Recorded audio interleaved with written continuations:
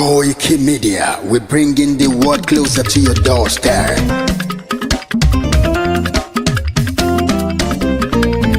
KOIKIMEDIA, KOIKIMEDIA,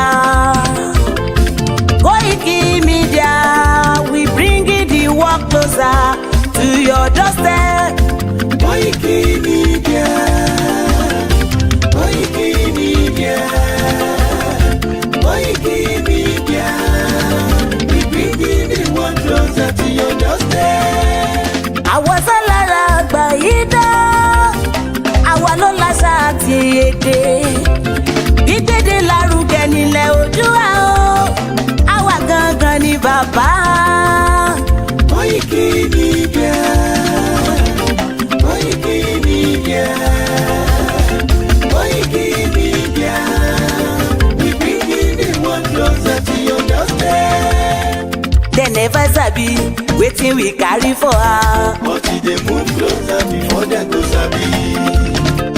I said they never know wetin we carry for body. But they move closer before they go sabi. Ọ̀kín lọ lọ́jà ẹyẹ, kìnìún ló ló lajú. Ẹyẹ tó dorí kodò bí àdán ọ̀pẹ̀jẹ̀ lẹ́nu.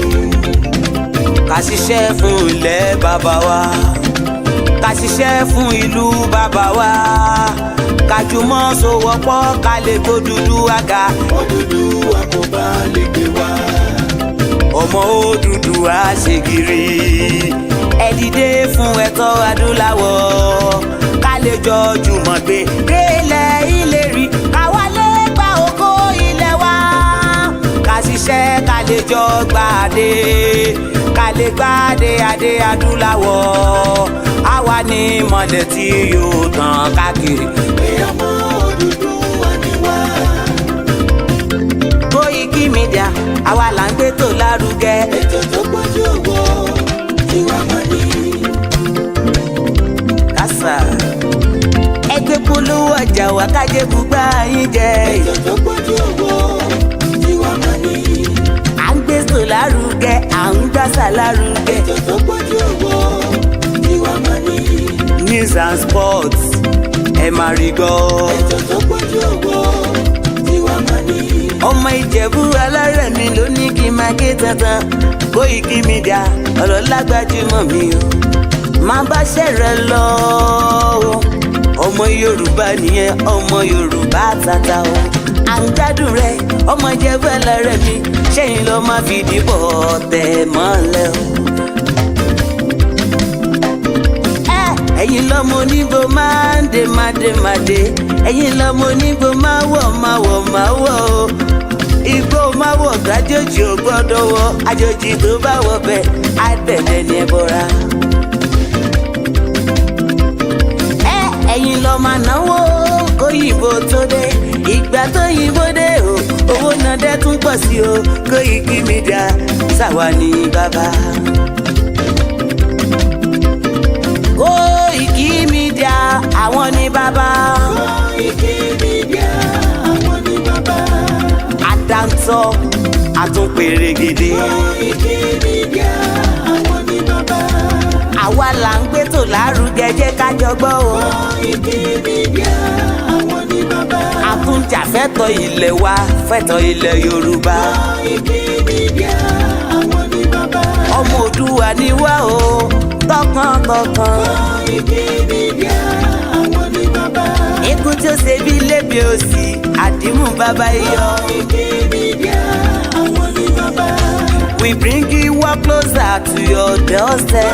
KOIKIMEDIA àwọn ní bàbá. Afẹ́fẹ́ tó ń fẹ́ o tó ń kan gíoko lára ni. KOIKIMEDIA àwọn ní bàbá. Àpèrègèdè Olódùmarè ló fún wa ṣe. KOIKIMEDIA àwọn ní bàbá. Gbogbo ayé ẹ gbọ́, àwa ní bàbá o. KOIKIMEDIA àwọn ní bàbá. Ẹ máa bọ̀ wá ẹgbẹ́ polówó ọjà yín wá o. KOIKIMEDIA àwọn ní bàbá. Odùduwà lágbé dání, òtítọ́ lágbé dání. KOIKIMEDIA àwọn ní bàbá. A kì í sọ̀dálẹ̀, a kì í sóníkèéta. KOIKIMEDIA àwọn ní bàbá. A dúró tán, a tún pèrègèdè. KOIKIMEDIA àwọn ní bàbá. Media will bring you work closer to your doorstep. Koiki Media is around To give us latest. Is around To give us latest. Ladies and gentlemen, Ẹ mú kalẹ̀ sílẹ̀, ẹ tẹ́tí ẹ gbọ́ ètò tó pójú owó. ladies and gentlemen, Ẹ mú kalẹ̀ sílẹ̀, ẹ tẹ́tí ẹ gbọ́ ètò tó pójú owó. Koiki Media is around. To give us latest.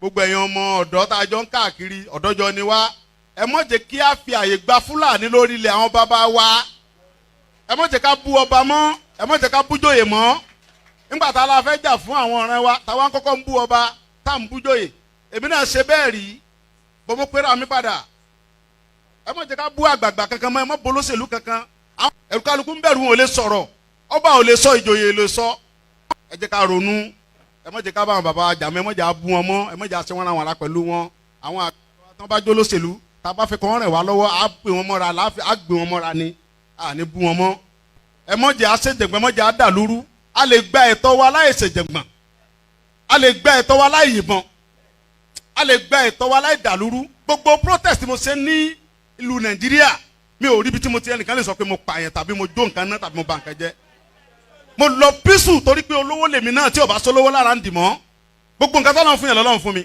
mi ṣe tálákà tó dé pé mo dìde fúnjà Yorùbá big man ni mi àwọn tó jẹ́ ọ̀rẹ́ mi tó súnmọ́ mi tó ní owó ní kí ni mo wá lọ bẹ̀ pé sọ́wọ́ ni mò ń fẹ́ ni kí n sọ yìí tí mo fẹ́ mo ní ìsọ̀rọ̀ owó àní ọ̀rọ̀ ìran mi ni mò ń sọ kí n wọ gbowó kí n gbéra kí n pé mò ń lọ ọ̀dọ̀ ọba àgbowó mò ń lọ ọ̀dọ̀ oníbodè òfin gbowó kí n kójó wọlé kọ́kàn mi balẹ̀ kí n dá wa mọ́tò kí n mọ́ rìn bọ̀ kí Fúlàní mọ́ dá mi dúró títì kí n délé kí bàbá sọ pé kí n gbé tírélà sùn kí n mọ́ gbé lọ àwọn bàbá wo lè lóko mọ́ wọn ò lè lóńdò ẹ jẹ́ ká fọwọ́sowọ́pọ̀ ká ti àwọn bàbá wa lẹ́yìn ká dá security ti wa lẹ̀ ká sọ fún wọn kí wọ́n bá wa fọwọ́ tì í ká lé wọn kó nu oko wa ẹ ṣé mo dúpẹ́ Jésù Olúwa wa.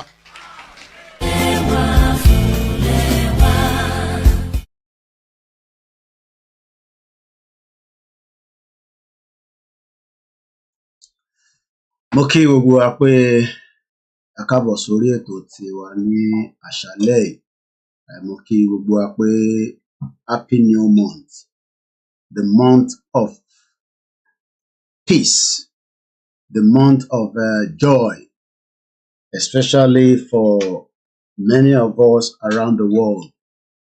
Let me bring my face in. Mo kí gbogbo wa pé ṣé dáadáa ni mo bá wa àti pé ṣé láfíà ni mo bá gbogbo lé tó bá ní ayọ̀ wa máa kún ní gbogbo ìgbà ni bẹ́ẹ̀ ni mo dúpẹ́ lọ́wọ́ Elédùmarè mo dúpẹ́ lọ́wọ́ gbogbo ẹ̀yin ọmọ Yorùbá nílé lóko káàkiri ibi tó lúkálùkù wa wà tí a ti ń polongo pé a fẹ́ òmìnira a fẹ́ dá dúró gẹ́gẹ́ bí ìran ọmọ aládé. Mo dúpẹ́ pé ní àsìkò yìí àwa náà wà lára àwọn tó dìde pé iṣẹ́ nígbà àfi tẹ́ bá fún wa lẹ́tọ̀ọ́ wa So we're very grateful. Mo kí bàbá wa Professor Adébánjí Akíntóyè, bàbá Lálùbáríkà, mo kí ìyá wa Ifádewúrà Temple láṣẹ Èdùmàrè láìpẹ́ láì jìnnà ojú àkànra mo mọ̀ pé last year gbogbo program yìí àráyè bá yín dá sí ọ̀ nínú ọdún yìí gbogbo ẹ̀ náà lájọ máa dá sí lájọ máa ṣe láṣẹ Èdùmàrè àwọn onílàdẹ̀ fún wa ṣe. Mo kí ọba Elédùmarè tó ní wá, mo kí gbogbo àwọn onígbàgbọ́, mo kí àwọn mùsùlùmí pé irú èdè tó jẹ́ Friday tó jẹ́ àkọ́kọ́ ní oṣù tó bá dijọ́ Sunday á jẹ́ the first Sunday. Those are very key important days fún àwọn ẹlẹ́sìn tó kù náà. A kí gbogbo ọmọ Yorùbá nílé lóko, a kí àwọn ọba wa tí wọ́n ṣe security summit lánàá. Yorùbá nation la sì gbé dání, àgbé nǹkan mí dání. Lótìtọ́ lódodo ọ̀pọ̀lọpọ̀ ní bí ọdún mẹ́ta sẹ́yìn wọ́n ní kò ní ṣeé ṣe. Àwa ní gbogbo nǹkan ó possible láti ṣeé ṣe nígbà tí àwọn onílẹ̀ ò fi wá sílẹ̀, nígbà tí àwọn tó gbé ti Jésù dání náà wọ̀ dúró, àwọn tó ń kírun ò dúró. Kí là ń béèrè fún? À ń béèrè fẹ́tọ́ wa. Mo ṣẹ̀ wọlé kò tí pẹ́, ẹ má béèrè pé níbo ni mo lọ pàdé bàámi olóyè Ìgbòho-ṣà. I can confirm that Chief is currently in London, and that is all I can tell you, nothing more than that. Kíkí tí olóyè fi wá sí London has to do with me because of some things that we need to discuss officially. And moreover, tí a bá play back without going into too much details, 2021 was almost when we met fully kó tó di pé wọ́n dá wọn dúró sí Benin. Nígbà tí wọ́n lọ sí Germany after 2 years and so many times tí mo ní láti bá chief sọ̀rọ̀ officially, èmi náà gbéyà tó gbé mi dìde, tó bí mi mo gbé dìde pé kó wọ plane kó lọ bá chief ní yes. What do you want? Yes, we're gonna put it tomorrow because we have to change it to the one in the bathroom, the toilet. Àbọ̀rọ̀ mọ̀ yẹn, so ẹ lè ti rí picture àbí video. Yes, I can confirm officially Chief is presently in London. I won't give any more details. It's not for the public consumption. But Chief ò gbọ́dọ̀ wọlé torí pé èèyàn ńlá ni. It is not the official. When it is the official, we will all go there and feel ìpàdé wọn. But this one is just a kind of a very quick turnaround visit. And that is all we need to say to you all. In case the bá rí picture the video, yes, that was Chief speaking from Stansted Airport. Níbi tí mo ti lọ pàdé wọn. Mo dúpẹ́ lọ́wọ́ àwọn ìyàwó wọn. Wọ́n kó àdúrótì. Ìyá wa Mọ́mì Dami àti àǹtí mi ìyá dáadáa Sister Rọ́pò. Pé ẹ kó àdúrótì. Message tó lóye kọ́ ni kí n sọ ni pé kí n bá wọn kí gbogbo wa pátápátá bọ̀ láìpẹ́ láì jìnnà táwọn bá máa padà dé, ìyẹn máa wá jẹ́ official tí a máa announce pé chief máa dé o, ẹni bá fẹ́ pàdé wa ní aago báyìí ẹ jẹ́ ká jọ pàdé, and that will be series of different events. But this particular one, what do you want? But this particular one tí gbogbo wa ń rí is just personal, and that is all I can say. Chief has his own personal life apart from gbogbo Yorùbá nation dání, just as bí gbogbo wa náà ṣe ní personal life tiwa náà. So we will respect his privacy while he's gonna be here. So ẹni tó bá pè mí pé àwọn fẹ́ rí chief, you will not be able to see chief, not even my mom. So just to put it on record. But fáfàní àwọn tó fẹ́ rí chief lẹ́yìn ìgbà tí chief bá fún wa ní official announcement pé kí n jáde kí n sọ fún gbogbo ọmọ Yorùbá pé òun bọ̀ ní UK, world media gbé gbogbo àmà gbé, then we would announce that officially. So in case. Then àwọn kan tó ń fi message síta pé awuyewuye gbogbo in tí ó ṣẹlẹ̀ nípa chief má ṣe interview kò ní ṣe interview a ti release statement already pẹ̀lú mi Ọlájẹ́ngbèsì gbogbo ẹni tó bá fẹ́ ṣe interview pẹ̀lú chief ẹ kàn sí pẹ̀lú mi l'Àbújá bí ẹ máa wá wọ plane ni bí ẹ máa wọ mọ́tò ni àbí kẹ́ kàn sí àwa náà so that is on that so but let's listen to chief arrival into London this evening and I would like to say thank you so much for giving me the privilege. It's a privilege. Millions of people want that same privilege. And it's still a privilege that I still remain his official spokesman. And we're grateful for him. Mo kí Bàbá Akíntóyè, mo ní lánàá, mo láǹfààní àti bá Bàbá Akíntóyè sọ̀rọ̀. Mo dúpẹ́ pé àlàáfíà ni bàbá náà wà. Mo kí gbogbo ẹgbẹ́ YSDM.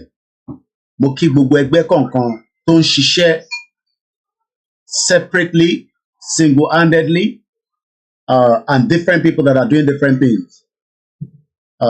But the most important thing tó jẹ wá lógún ni pé gbogbo ọmọ Yorùbá láti jókòó láti decide kí la fẹ́. Ìta fẹ́ ni pé ẹ má bínú ọmọ yín ti hijack TV mọ́ mi lọ́wọ́ so ó ṣeé ṣe kí background yẹn máa dún but gbogbo wa ti mọ̀ pé studio tá fi ń ṣiṣẹ́ studio inú ilé ni mobile studio ni. Mo wá kí ẹ̀yin tẹ́ ń darapọ̀ mọ́ wa èmi á máa sọ pé kò sí nǹkan tá lè ṣe ju pé ká dúpẹ́ fún opportunity tí a ní lénìí. Mo kí àwọn Yonkan tá bá rí àrí pé Yonkan wà ní Ìbàdàn lénìí mo dẹ̀ kí àwọn Koiki Media team bọ́ká tó tẹ̀síwájú ẹ jẹ́ ká sọ fún ọba Elédùmarè kó bá foríjì hello yeah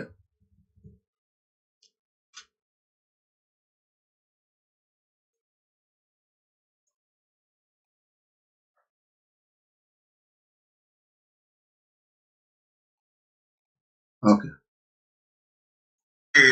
all right mo ti wà lórí program no problem all right no problem mo wà lórí program all right ẹ má bínú sí wa ẹ jẹ́ ká kọ́kọ́ lọ announce brother wa tó ṣaláìsí nígbà tí àwọn team mi tí wọ́n send message yẹn mo ní ṣọ́ṣọ́ torí pé èèyàn fi ikú yọ̀yàn wọ́n kò sí nǹkan tá a fi ṣe sí bí ikú bá dé àfi ká gbà fún Elédùmarè kódà wọ́n sì ń fi tó mi létí pé ó ní múbì kan tí brother wa yìí tó release tó máa jáde àbí tó ti jáde ẹ mọ̀ pé mi ò sábà wo múvì but àwọn back end team mi sọ fún mi pé ó ní múvì kan tí ó ṣe pẹ̀lú Aníkúlápó or something like that but we can announce officially according to the family that Sisi Pelebe I believe that is Sisi Quadri rather Sisi Quadri not Sisi Pelebe má bínú is a Yoruba actor kódà èmi ò tẹ́ mọ̀ pé wọ́n ti wà nínú múvì tipẹ́ until after tí mo rí wọn pẹ̀lú kí lórúkọ the other guy tó máa ń ṣe skit yẹn tó máa ń wọ pọ́pù agbádá yẹn Macaroni ó ṣe program kan pẹ̀lú Macaroni and I was like ta lẹ́ni ìran wọn nínú pé Sisi Quadri ti wà tipẹ́ o he died at age 44. Whatever could be the reason behind the death, we are not here to judge death, but we can only say kọ́lọ́n kó foríjì Sisi Quadri kó dẹ̀ fi ikú tó ṣẹlẹ̀ yìí kó má yẹ ká tún ríru ikú yẹn mọ́. That is on that. Mo dẹ̀ kí gbogbo àwọn mọ̀lẹ́bí ẹ̀ àti gbogbo àwọn tí wọ́n jọ wà nínú eré tíátà. It just shows again kò sí bá ṣe fẹ́ sọ̀rọ̀ you know when we go and look at the life expectancy in Nigeria 52 years old I talked about that a lot of time according to the statistics, as at 2020, is a very, very sad one. Where life expectancy in Nigerians over below 55. So whatever could be the reason, we can only say that Ashimama Sokwe, Nigeria is a death trap. And we can only hope that many people might go láti fi jẹ́ ká kúrò níbẹ̀. Lẹ́ẹ̀kan sí ẹjọ́, gbogbo ẹni tó bá lè bá wa fi àdúrà, ẹ bá wa fàdúrà ràn lọ́wọ́ àti àwọn mọ̀lẹ́bí tó fi sílẹ̀. Whatever could be the reason behind the death, ikú kan ló máa pààyàn.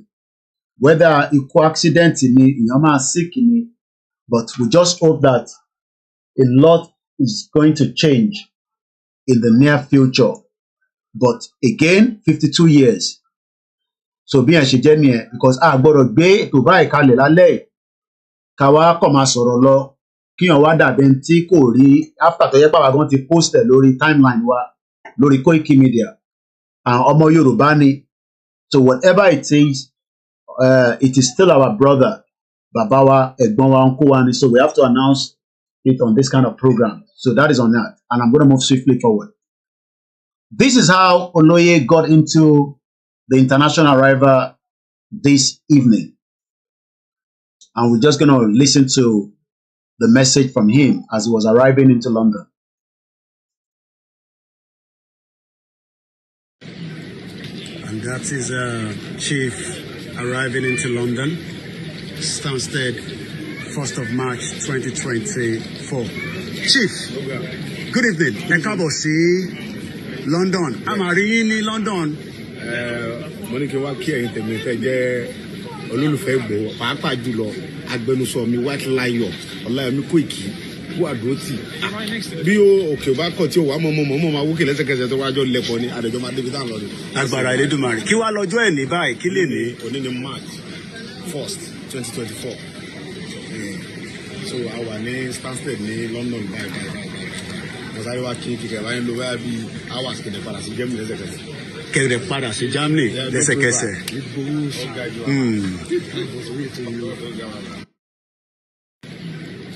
And that is Chief.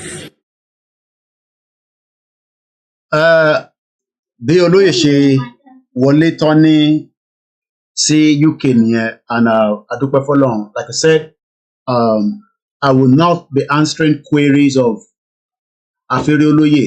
It is a private visit. And like I said earlier, Oloye has his private life. But Oloye ò ní wọlé kí kò ní jẹ́ kíru agbẹnusọ ẹ̀ mọ̀ pé òun bọ̀. And that is all I can say. So just in case tí gbogbo àwọn tó bá ń rí images yẹn. And Oloye ò ń ṣẹ́ntàlẹ̀ hide. I mean, you know, wọlé ká máa announce kó dẹ̀ ṣe tó máa ṣe kó jáde. But he's not somebody we can hide away from the public. He's a public figure. And as a public figure, we also have to let, Oloye fans and families and friends knows that he's around. So that is on that. I think we have another one. I mean, you can see, the love there between us. It's been a while. Whatever we have discussed is not for public consumption, like I always say. Ó láwọn kankan tó lóye wá bá mi discuss. Ó dẹ̀ láwọn kankan tèmi náà fi bá wọn discuss. That's all I can say. But mo dúpẹ́ fún bàbá wa Olóyè Ìgbòho. And I believe there are more other. I think there's another one here. Ẹ rí i pé Olóyè náà public figure. Bí wọ́n ṣàn ra nǹkan kan mú tẹ̀wọ́n tán rà.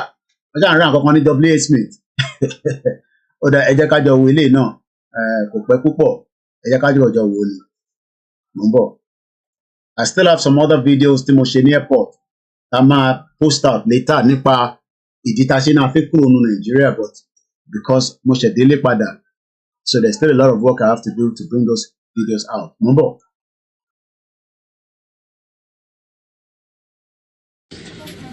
And that's our hero there.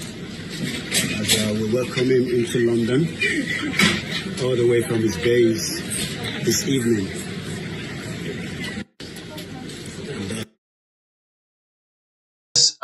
If you have seen that images around the world this evening, Yes, Oloye is in London, and that is all I can tell us. He's on a private visit. Let's come back. See, program táwa ń bá lọ nípa ọ̀rọ̀ Yorùbá nation. Ìyẹn gangan ló jẹ wá lógún. But I'm going to open the phone line. Lánàá, a sọ̀rọ̀ díẹ̀ nípa àwọn military. Many people have mixed ọ̀rọ̀ yẹn together. Màá wá bí ṣe máa play video yẹn padà again. Ọ̀pọ̀lọpọ̀ àwọn èèyàn ṣe ni ọ̀rọ̀ tí military sọ yẹn. Èmi àti brother mi Fatai Ogunribido will be on the air tomorrow or probably on Sunday. A tún máa sọ̀rọ̀ lé lórí. Military sọ pé òun wá Olóyè Ìgbòho. Kò síbi kankan táwọn army tó sọ pé àwọn wá Chief Sunday ọmọ Adéyẹmọ Ìgbòho. Mo play video yẹn lánàá. Màá tún try láti play ní ìrọ̀lẹ́ yìí. Kò sí anywhere tí olóyè tí àwọn military náà wọ́n wá. Ìntàwọn kan sọ ni pé kí ló yàtọ̀ nísìn sí nǹkan tí olóyè ń ṣe ní 2021 tó fi warrant pé wọ́n fẹ́ lọ pa sílé àti pé kí ló ti change ní 2024. Ṣé torí pé President Bola Ahmed Tinubu ló wà níbẹ̀ nísìn àbí látara pé àwọn ọba ti sọ pé àwọn ò gbà mọ́ àwọn máa tẹ ọmọ àwọn lẹ́yìn. So it's a lot of discussion there. So mo fẹ́ ká farabalẹ̀, especially because many bloggers and many people they will take advantage of anything to relate mọ́ Olóyè. And like I said earlier yesterday, Olóyè is one out of many of our leaders. And we also have the body of an organization tá à ń pè ní Ìlànà Ọmọ Oòduà àti YSDM. The YSDM stand for the Yoruba Self-Determination Movement. Àwọn ni vehicle tí à ń tì wá láti sọ pé ọ̀nà báyìí la máa gbà àti báyìí la máa ṣe. Bàbá wa Professor Banji Akintoye ni chairman YSDM. And they have a new deputy. Hopefully we'll try and bring the deputy after tí Bàbá Ayiloge tó ti lọ because of the tenure tí Bàbá Ayiloge máa ń lò. Wọ́n láti gbé lòmí wọlé. So mo bẹ̀ wá, mo rọ̀ wá, mo mọ̀ pé many videos ló wà ní in the public domain when it comes to Chief himself. Many videos. Olúkálùkù dẹ̀ kan máa ń kọ write up tó bá ń wọ̀n ní lórí láti fi ṣe headline pẹ̀lú image wọn. And as Chief has always said, he's a public figure. People will talk about him on a daily basis. There's no doubt. Either good or bad. Ó máa sọ̀rọ̀ Olóyè. The reason tí Olóyè ṣe jẹ́ the bottom of the conversation is because of his akíkanjú tó jẹ́ nínú ọmọ Yorùbá. Kò ń ṣe àwọn nìkan lọmọ Yorùbá, but òun jẹ́ akíkanjú tí Ẹlẹ́dàá fún wa ní wákàtí. Kò dẹ̀ ń ṣe èní láti rán àwọn èèyàn bẹ́ẹ̀, but àwọn ọ̀pàdé àwọn kan tí wọ́n jẹ́ àwọn akíkanjú bẹ́ẹ̀ rí, a kò gbọ́ ìtàn wọn ni. So for us, this generation, our target generation tèmi, we are grateful to have somebody like him, and we can't joke with him. We can't joke with him at all. Ìyẹn ni gbogbo àwọn ìyá wa ẹ ṣe máa ń wà concern, especially àwọn ìgbésẹ̀ tó ti ṣẹlẹ̀ tí ẹ ń wà worry pé ẹ má yẹ kí a tún ṣe the same mistake. Even after Chief was going to bury the mother. A dẹ̀ dúpẹ́ pé gbogbo yẹn ó lọ bó ṣe jẹ́ kó lọ torí pé àwọn kábíyèsí náà fọwọ́ sí pé Olóyè máa bọ̀ ńlé wá sí ìyá ẹ̀ ìyàn kì í sí ìyá àyàn lẹ́ẹ̀mejì. A dẹ̀ sì ń dúpẹ́ lọ́wọ́ gbogbo àwọn bá yẹn títí di wákàtí fún ọ̀nà tó gbà wisdom tẹlẹ́dùmarè fún wọn láti lè jẹ́ kí a rí ìyẹn òkú yẹn ṣe. Because probability wà pé a lè má rókun yẹn ṣe tó bá yẹ pé bóyá Buhari ló wà níbẹ̀. Torí pé dáràndáràn ni Buhari, Fúlàní ni. Òun ò fẹ́ràn Olóyè ló ṣe bà gbogbo nǹkan Olóyè jẹ́ títí kan àwọn nǹkan ní ẹ̀. Títí bá ṣe ń sọ̀rọ̀ báyìí nísìn, wọ́n sì close account Olóyè. But àwọn bá náà wọn làwọn fún Olóyè láyè pé kó máa bọ̀ nílé kó wá sì yẹ. gbogbo iṣẹ́ tó lọ ní background kọ́lá a lè máa jáde ká máa wá sọ̀rọ̀ lóyè bí ìgbà tá à ń sọ̀rọ̀ movie àgbà tá à ń kọ script èyí tó bá jẹ́ kó wà sí public domain ló máa wá sí public domain èyí tí kò bá jẹ́ kó wá kò ní wá kò sí nǹkan tá a lè ṣe sí. But one thing about it is that many people tẹ́ ẹ mọ̀ pé ẹgbẹ́ kan wà tó ń pè ní YSDM. YSDM is the collective organization tó dúró gẹ́gẹ́ bí vehicle fún gbogbo wa. But because many people don't want to accept YSDM, especially àwọn tó tún ní different groups tí wọn olúkàlùkù ṣàpè ní group tiẹ̀, and there's nothing wrong in that. Olúkàlùkù ṣàpè ní group tiẹ̀ ni.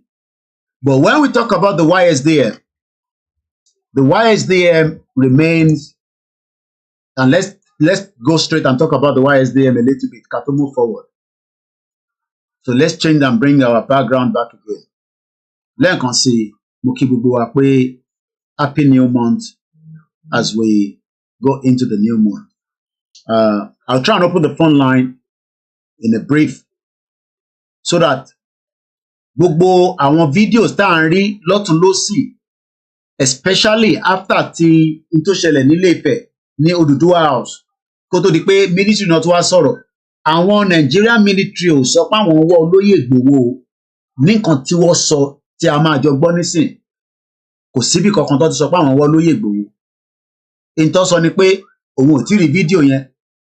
Moreover, wọ́n lè intimidate wa because we are fighting for our right, self-determination like dání, and it's an inalienable right. Kò dẹ̀ sí nǹkan tẹ́ni kankan lè ṣe sí yẹn. Ó ṣe dandan ni pé government ti accept nǹkan tá a gbé dání, but inalienable right ni àwa àdẹ̀kọ́ la máa kọ́kọ́ jẹ́ ẹni tó ń béèrè fún ẹ̀tọ́ wọn.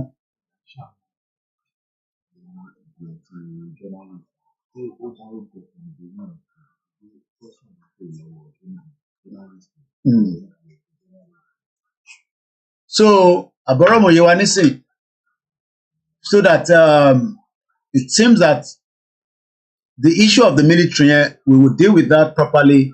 So when we talk about the YSDM, that is the official website of the YSDM. And I'll talk about it a little bit now as we go into the conversation. Because so what is the YSDM? Kí ni YSDM stand for? YSDM, which is the full meaning Yoruba self-determination movement, the sovereignty for the Yoruba nation, following the resolve of many Yoruba to have our own independent nation outside the union we now know as Nigeria. Several individuals established various groups and organizations to pursue the dream of a sovereign Yoruba nation. Many of these groups and organizations' activities were therefore duplicative of each other, causing drawbacks and at times weariness to the many Yoruba patriots involved in our self-determination struggle. For these reasons, the vision of the Yoruba self-determination movement emerged as a collaborative body of the Yoruba self-determination groups or organization to create a framework for achieving the task ahead. After several consultations and closed-door virtual meetings, the Yoruba self-determination was established on the 7th of August 2021. Nígbà tí ọ̀rọ̀ gbogbo nǹkan bẹ̀rẹ̀ sí heat up, even after ó dà gbogbo time yẹn náà ní gbogbo ìṣẹ̀lẹ̀ tí Benin Republic ti happened. But they were inaugurated on the 23rd of September that same year. So ẹni tó bá wá ní àwọn ní group kankan, ẹni tó bá wá ní àwọn ní group kankan or àwọn ní ẹgbẹ́ tí ẹ̀ẹ́dẹ̀ sí lábẹ́ YSDM, á jẹ́ pé ẹ kàn ń ṣe Yorùbá nation, but ọwọ́ talẹ̀ tí máa gba directive. Because if you have a group and you refuse to be part of the YSDM, á jẹ́ pé ẹ̀yin náà tún ní ọ̀nà tẹ́fẹ́ lọ fi gba Yorùbá nation fún wa, just like bí 419 woman yẹn ti ń sọ. But tí gbogbo wa bá wà lójú kan, wọ́n ní kólúkálukú má ṣe organization tiẹ̀. You have the right to run your own organization. Kódà any right láti raise owó fún àwọn tó bá need láti raise owó because kò sí bá ṣe fẹ́ ṣe ìrìn àjò ìta need owó. But the most important thing is èèyàn mélòó lẹ́ni nísìn ló accept pé YSDM is the vehicle for the movement. Kò dẹ̀ sí bí ẹ ṣe fẹ́ ṣe Yorùbá nation á gbọ́dọ̀ ní organization tó máa jẹ́ body. Yàtọ̀ sí pé ìlànà ọmọ Oòduà àwọn dá dúró wọ́n dẹ̀ ní different chapter títí dé Canada, America, títí dé ìlú ilẹ̀ Yorùbá ní Nàìjíríà bẹ́ẹ̀. But the YSDM ó kó gbogbo organization together. Ẹ wá máa mú nínú àwọn groups yín èèyàn méjì méjì á register pẹ̀lú wọn. Ìyẹn ò dí Yorùbá Central Office lọ́wọ́, ìyẹn ò dí other organization lọ́wọ́ fún iṣẹ́ tó olúkálukú ń ṣe. But because the infiltration tó ṣẹlẹ̀ láàrin wa, especially after tí Dúpọ̀ Onítìrí dé, that became people asking, nídìí ẹgbẹ́ kankan. And moreover, àwọn náà dá different platforms sílẹ̀ tí wọ́n rán ní internal wọn ṣe. So bí yẹn ṣe jẹ́ nìyẹn. Let's come back and continue with the conversation. Lẹ́ẹ̀kan sí mo kí gbogbo wa tí ẹ̀ ń darapọ̀ mọ́ wa ní gbogbo ibi tí ẹ ti ń wò wá ní gbogbo àgbáyé. Mo fẹ́ ká lọ gbọ́n tí àwọn military yẹn sọ again ká tún jọ farabalẹ̀ gbọ́. Ẹni tó bá dẹ̀ fi gbọ́ fídíò yẹn ní orí page tó wà lọ́dọ̀ ibi tá ti rí, then a máa sọ̀rọ̀ nípa tí Wọlé Ṣóyínká sọ. Gbogbo wa náà láti gbọ́. Wọlé Ṣóyínká ti ní kó lọ pín Nàìjíríà pé kò ṣiṣẹ́, kò tí late. So but ẹ yẹ ká gbọ́n kan tí military sọ nípa Olóyè Ìgbòho ìyẹn ní fídíò tó jáde lánàá tó di pé everybody is now mixing it up.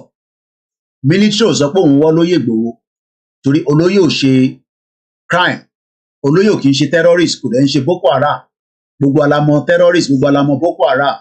So ẹ jẹ́ ká jọ lọ wo, ẹ jẹ́ ká jọ gbọ́n kan tó tọ́wọ́ sọ. Màá mute mic mi, then we will listen to that and I'll come back again. Needs the manure that the animals provide. And then the crops that come out of the ground is for all of us to eat as citizens. So we will continue to make progress in that direction. Now, I have said that for us in the military, what we know how to do best is to go after the enemy and to go after the adversary. The enemy in this case are the terrorists, the violent extremists, and anyone who constitutes himself, herself as a group, community, or whatsoever, hindering the safety and security of citizens. You are enemy, you are adversary. Ẹ jẹ́ ká jọ máa ṣàlàyé ẹ̀lẹ́yẹ kọ̀ọ̀kan. In tó ń sọ níbí báyìí, tá a bá farabalẹ̀ gbọ́n tí arákùnrin yìí sọ ìyẹn Bubai. Àwa kọ́ là ń hinder security Nàìjíríà, àwa kọ́ là ń dá wàhálà sílẹ̀, àwa kọ́ là ń dá gòbé sílẹ̀. Àwọn tó ń dá gòbé sílẹ̀ ni terrorist. Àwọn yẹn gan ló yẹ kí military máa bá sọ̀rọ̀. But tẹ́ bá rántí pé ní last year wọ́n sọ fún wa pé àwa Yorùbá àti Igbo ni à ń dá wàhálà sílẹ̀ ní Nàìjíríà. Tá bá rántí pé military issue that stupid statement. Lẹ́ẹ̀kan sí ẹ rántí pé àwa kọ́ là ń dá wàhálà sílẹ̀, àwọn Boko Haram ló ń dá wàhálà sílẹ̀. So when they are talking like this, they are trying to intimidate us, but we cannot be intimidated because we have not committed a crime to be intimidated. If the military likes, let them continue to put rhetorics or voice notes eléyìí tó ń ṣe yìí. Because one mọ bí táwọn Fúlàní terrorists wà, but the military is already compromised. Èmi kọ́ ni mo sọ fún yín pé T.Y. Danjuma ló sọ fún wa. Kódà Malafia Obadia òun náà sọ the same thing. Àwọn military ti wà compromised, wọ́n máa ń ṣí barracks sílẹ̀ tí gbogbo àwọn Fúlàní terrorists máa ń wọlé. So tó bá ń sọ ọ̀rọ̀ intimidation, àwa kọ́là intimidate, olóyè ò dẹ̀ intimidate anybody. Ọmọ Adéyẹmọ intimidate any other indigenous people.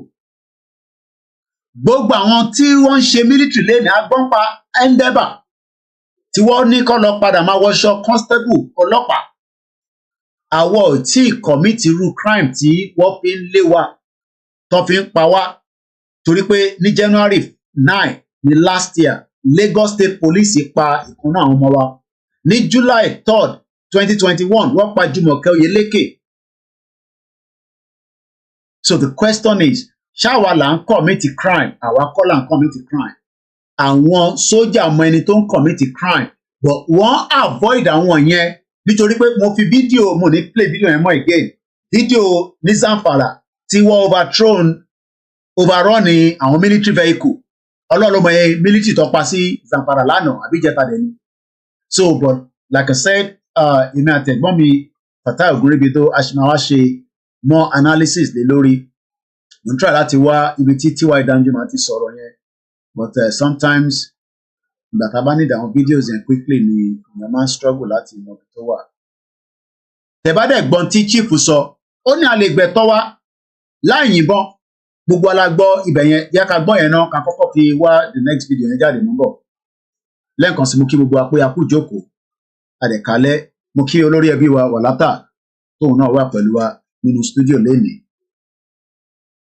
Gbogbo ẹ̀yin ọmọ ọ̀dọ́ tá a jọ ń káàkiri ọ̀dọ́jọ́ ni wá, ẹ má jẹ́ kí a fi àyè gba Fúlàní lórí ilẹ̀ àwọn bàbá wa. Ẹ má jẹ́ ká bú ọba mọ́, ẹ má jẹ́ ká bú jòyè mọ́. Nígbà tá a la fẹ́ jà fún àwọn ọ̀rẹ́ wa, táwa ń kọ́kọ́ ń bú ọba, tá ń bú jòyè. Èmi náà ṣe bẹ́ẹ̀ rí, bó mo pera mi padà. Ẹ má jẹ́ ká bú àgbààgbà kankan mọ́, ẹ má bolóṣèlú kankan. Ẹ̀rù kálukú ń bẹ̀rù wọn ò lè sọ̀rọ̀, ọba ò lè sọ, ìjòyè ò lè sọ. Ẹ jẹ́ ká ronú, ẹ má jẹ́ ká bá àwọn bàbá jà mọ́, ẹ má jẹ́ á bú wọn mọ́, ẹ má jẹ́ á ṣe wọ́n ra wọn ara pẹ̀lú wọn. Àwọn àgbà tó bá jó lóṣèlú, tá a bá fẹ́ kọ́ wọn rẹ̀ wá lọ́wọ́, á gbé wọn mọ́ra, á gbé wọn mọ́ra ni, à ní bú wọn mọ́. Ẹ má jẹ́ á ṣèjẹ̀gbọ́n, ẹ má jẹ́ á dàlúrú. A lè gba ẹ̀tọ́ wa láì ṣèjẹ̀gbọ́n, a lè gba ẹ̀tọ́ wa láì yìnbọn, a lè gba ẹ̀tọ́ wa láì dàlúrú. Gbogbo protest mo ṣe ní ìlú Nàìjíríà, mi ò rí ibi tí mo ti ẹnìkan lè sọ pé mo pààyàn tàbí mo jó nǹkan náà tàbí mo bà nǹkan jẹ́. Mo lọ písù torí pé olówó lèmi náà tí ò bá sólówó lára ń dì mọ́. Gbogbo nǹkan tọ́lọ́run fún yàn lọ́lọ́run fún mi. Mi ṣe tálákà tó dé pé mo dìde fúnjà Yorùbá.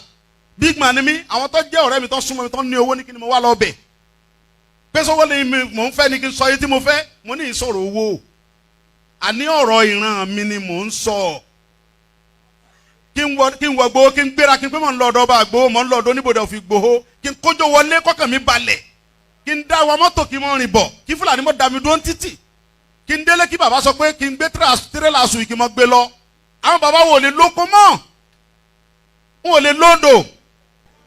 Ẹ jẹ́ ká fọwọ́sowọ́pọ̀ ká ti àwọn bàbá wa lẹ́yìn, ká dá security ti wa lẹ̀, ká sọ fún wọn kí wọ́n bá wa fọwọ́ tì í, ká lé wọn kó nu oko wa. Ẹ ṣé mo dúpẹ́. Every one of us must rise up. The armed forces are not neutral. They collude. They collude. They collude with the armed bandits. They kill people, kill Nigerians. They facilitate their movements. They cover them. If you are depending on the armed forces to stop the killings, you will all die one by one.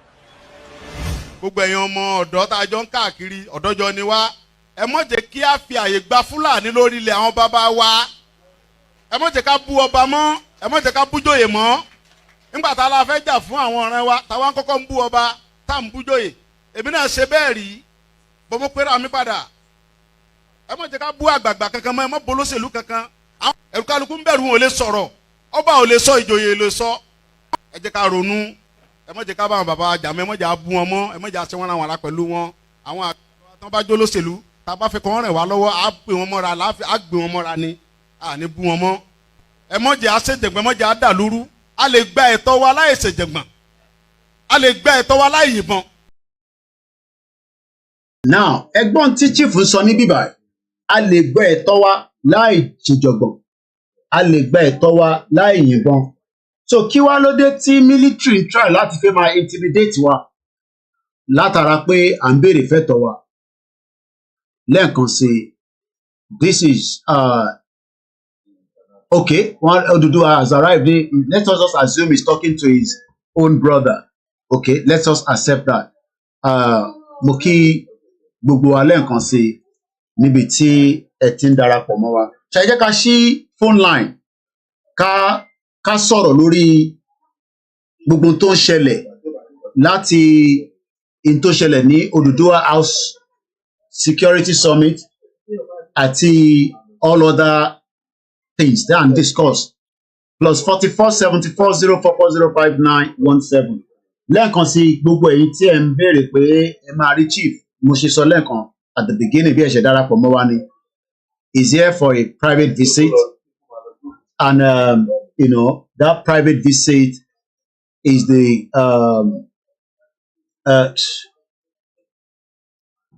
private visit nìkan ni wọ́n wá fún is not official but kò lè wọlé bí ẹni tí ó jẹ́ akọni kọ́kọ́ wọnú London ká má dẹ̀ sọ fáwọn aráalé pé chief wà nínú ilé so in case tí ẹ bá pè mí tí a bá sọ pé no kò possible ẹ má fi ṣèbínú chief has his own life away from Yoruba nation and I'm sure everybody understand that so he's here for a private visit nothing more than that and I cannot say further than that ẹ jẹ́ ká gbọ́ láti ẹ̀yin ọ̀jọ̀gbọ́n a gbọ́ nípa àwọn ọba wa tí àwọn ọba wa tó sọ̀rọ̀ ní ibi tí wọ́n ti bá wa sọ̀rọ̀ gbogbo ala ti gbọ́ fídíò yẹn a ní láti tún play tẹ́ ẹ bá ìtì rẹ̀ lọ sọ́dọ̀ Wo TV ẹ bá fídíò yẹn pàdé níbẹ̀.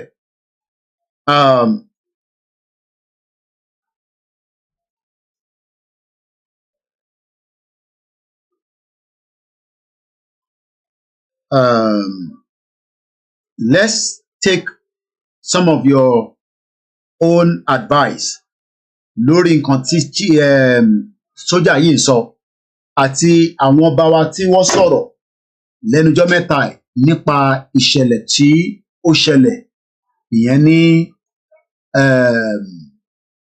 gbogbo ìgbèríko ilẹ̀ Yorùbá tí wọ́n di pé wọ́n ń pa wá wọ́n ń ṣe gbogbo tó wù wọ́n back left and right. Are we now going to stop protecting our people? Tíjọba ọba lè provide security aráàlú máa provide security fún rẹ̀ mo dẹ̀ mọ̀ pé àwọn ìjọba nísìn nígbà táwọn ọba náà ti gbóhùn sókè ó ti di dandan kí wọ́n ṣe kíni kí wọ́n bá wa ṣe enough security. The number to call is +447404405917 tàbárẹ̀ tí ó máa dá sí ọ̀rọ̀ tá à ń bá lọ. While we are doing that, ẹ jẹ́ ká lọ gbọ́n tí bàbá wa Wọlé Ṣóyínká, Professor Wọlé Ṣóyínká also spoke. Ẹ jẹ́ ká lọ prepare ibi tí Wọlé Ṣóyínká ti sọ̀rọ̀ àti pé kí ni Professor Wọlé Ṣóyínká sọ tó jẹ́ gbòógì tá gbọ́dọ̀ sọ̀rọ̀ lórí. It came with a video, but I've not lined the video together, but we can read the script itself in terms of message to jáde. Lẹ́ẹ̀kan sí kọ́lọ̀ foríjì Sisi Quadri tó ṣaláìsí lénìí gẹ́gẹ́ bí a ti ṣe gbọ́ láti Nàìjíríà. Àwọn northerners náà sọ̀rọ̀, yes mo fẹ́ sọ̀rọ̀ nípa yẹn náà. The North are also complaining. Wọ́n ní Northern Nigerian group withdraw support for rotational presidency, accuse Tinubu ó ti gbàbọ̀dẹ̀ pé gbogbo táwọn jọ sọ kọ́ ló ń ṣe. So àmọ́ tọ́jọ́ sọ tó fi di pé Tinubu ò ṣe mọ́. A máa sọ̀rọ̀ nípa yẹn wá tí mo prepare link yẹn sílẹ̀ fún wa. Ìyẹn àti the other one tí Professor Wọlé Ṣóyínká sọ̀rọ̀ lórí. Ṣé bàbá Wọlé Ṣóyínká ti wá accept nísìnyí pé Nàìjíríà ò lè ṣiṣẹ́ kólúkálukú máa lọ nílùú ẹ̀? Torí it seems that things are not working the way it's meant to be. So let's come out and bring the screen out again. Lẹ́ẹ̀kan sí mo kí gbogbo ẹ̀yin tẹ́ ń darapọ̀ mọ́ wa. It's been a very beautiful day so far, especially seeing Chief arriving to London, this evening, as, he's spending a quiet time, with his family. Like I said, please let us respect the privacy of not saying Aferi Chief missing. When the official one comes, it will be available for every one of us, for pictures, for questions, for everything. But this time around, it will not be meeting with anybody. Let's come back into the program. Àwọn òyìnbó tí Professor Wole Soyinka lò, àwọn òyìnbó yẹn ó pọ̀ jù, but I try láti wo bá ṣe lè break it down fún layman bí gbogbo wa.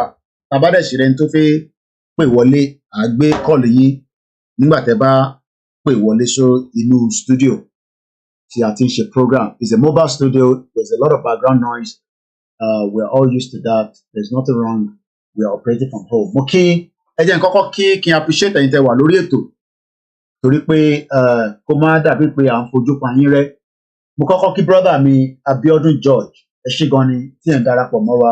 Bàbá wa Lukman Ọláìdé, mo kí yín. Lẹ́ẹ̀kan sí mo kí olórí ẹbí wa tó wà pẹ̀lú mi nínú ilé ní alẹ́ yìí, gẹ́gẹ́ bí ó ti ṣe máa ń wá ń gbé bá yẹ̀ wá wò, ìyẹn wà látà. Mo kí Kaso studio, ọ̀rẹ́ mi kájọ lọ sí secondary school. Ó kọ̀ yẹ pé láǹtóró ní òun wọlé sí kò wọ̀ ráyè jẹ́ kó wá Abẹ́òkúta grammar school. Wọ́n ṣòjòrò ara tí Northern ṣe fún wa níjọ́ náà lọ́hùn nìyẹn. Ó yẹ kí Kaso wọ Abẹ́òkúta grammar school, bọ̀wọ̀ jẹ́ kó wọlé, ó end up sí láǹtóró. Mo kí bàbá wa Àdìgún Sunday. Ẹni sir, can you do me ọ̀kan ní bàbá Koiki, please, how can I meet with bàbá? You cannot meet bàbá, ẹ má bínú.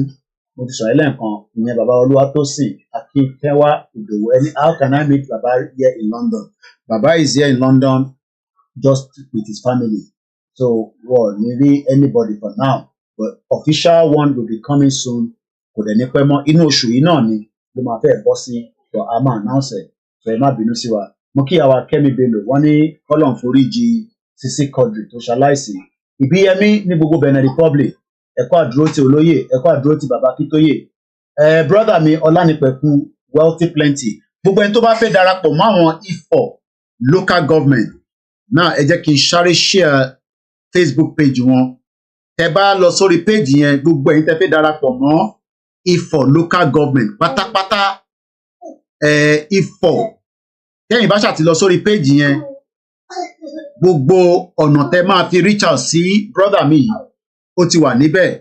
So ẹ jẹ́ n share link yẹn lẹ́ẹ̀kan sí, torí wọ́n ti fún mi ní link wọn. Gbogbo àwọn tó bá ní group náà tẹ́ fẹ́ ká bá yín sọ nípa group yìí, a gbọ́dọ̀ mọ̀ ṣé group yín wà lábẹ́ àwọn tó jẹ́ leader, àbẹ́yìn náà kàn ṣe ìtọ́hùn olúkálùkù kàn ṣe ìtọ́hùn ẹni, but ìyẹn ò lè work. Tá bá fẹ́ formation, especially a gbọ́dọ̀ prepare dáadáa, because tí Tinubu tó ń sọ fáwọn NLC pé tó bá wọn kọ́ dìbò fún òun ní 2027, ọlọ́mọ ayẹ kó jẹ́ àkóbá àdábá, torí ó dà pé òun gan nísìn àmọ́ tó fẹ́ ṣe. Èmi dẹ̀ ní mi ò believe in Tinubu. So ẹ jẹ́ kí n gbé page àwọn brother mi yẹn wá kí gbogbo akájọ ká lè lọ. Ẹ̀yin tẹ́ bá wà ní Ifọ̀ ní o, mo kí gbogbo àwọn medias wa tí olúkálùkù wa ń ṣe ìwọ̀nba tí a lè ṣe. Gbogbo ìmọ̀ràn tẹ́ ń fún wa náà ni à ń lò. Tí kò bá perfect, movement ló ń pè. Sometimes it might not be perfect. So tá bá ń wá perfection nínú Yorùbá movement, irọ́ là ń pa fúnra wa. So ibo ni page wọn wà nísìnyí, wọ́n ti post ẹ̀, so ó máa come up nísìnyí.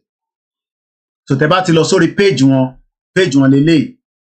Page yẹn ló ń pè ní Ìfẹ́ ni ká lò Yorùbá Nation TV. Yeah, àwọn lélẹ̀. Ẹ rí pé mi àti wọn lélẹ̀ nígbà tí mo wà lọ́dọ̀ olóyè Ìgbòho. Ẹ rí pé olóyè náà ni wọ́n. So olóyè endorse group yìí gẹ́gẹ́ bí àwọn tí wọ́n ń ṣiṣẹ́ ní Ifọ̀. Kò sí rally tó, kódà àwọn máa ń ṣe house to house campaign. Mo fẹ́ lè ní àwọn ni wọ́n ṣe iṣẹ́ tó pọ̀ jù nípa máa lọ kanlẹ̀kùn àwọn èèyàn, máa fún wọn ní leaflet.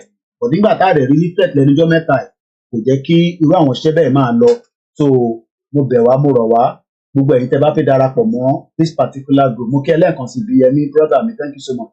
Mo kí bàbá wa Ọlámídé Ayọ̀mí, mo kí àwọn KOIKIMEDIA team, mo kí àwọn Yonkan, mo kí Bishop Adesina, ìwọ kú iṣẹ́ ribiribi.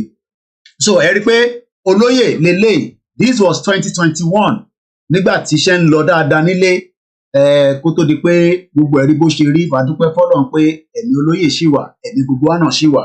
àwọn ẹ̀mí tó dẹ̀ ti lọ àbẹ̀ Elédùmarè kó jọ kó foríjì gbogbo àwọn ẹ̀mí tó ti lọ nínú ìrìn àjò yìí. So lẹ́ẹ̀kan sí, if you want to join this group, please wọ́n ní tẹ́ bá click lórí WhatsApp yẹn á gbé yín wá sí direct lọ sí ọ̀dọ̀ àwọn tó jẹ́ member ẹlẹ́rìí youth leader náà níbẹ̀ Omeyo nìyẹn, Omeyo ni youth leader wa. So ẹ jọ̀ọ́ ẹ darapọ̀ mọ́ this particular page. Àdé share link yẹn síta fún àǹfààní ẹ̀yin tí ṣe jẹ́ kí n sáré share link yẹn. So I'm gonna close my screen again.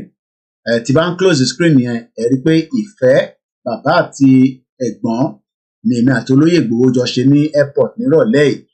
Àwọn òyìnbó tó ń wò wá kò kúkú yé wọn torí pé àwa ló yé, àdúpẹ́ fọ́lọ́run pé àwa tá a rí àná náà la tún rí èní, torí pé lọ́pọ̀lọpọ̀ èèyàn tí a bá ní ká fẹnu sí inú ẹ̀ nísìn àní kúrò.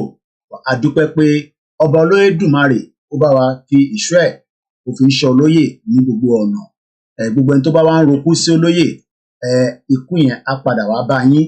Gbogbo ẹni tó bá ń ṣe ìlara olóyè á jẹ́ pé mọ ohun tó lóyè gbé dání nìyẹn, torí pé olóyè ẹni tó bá súnmọ́ Ọlákúnlé mo kí ẹ bàbá Bánkẹ́ sọ pé President Tinubu should please dismount Nigeria. Well, we hope he's going to do that. Fáwọn tó hope ni o, èmi ò hope bẹ́ẹ̀. So èmi àti olóyè lẹ́rìn yẹn ní ní Stansted International Arrival nígbà tó lóyè wọlé ní ìrọ̀lẹ́ yìí. Mo kí bàbá wa pé ẹ káàbọ̀ sí London lọ́dọ̀ tiwa níbí. Gbogbo ẹ̀yin tẹ́ wà ní Germany náà bàbá fẹ́ tó dé padà, ẹ̀yin tẹ́ dẹ̀ ń bẹ ní Nàìjíríà náà bàbá fẹ́ tó tún dé padà.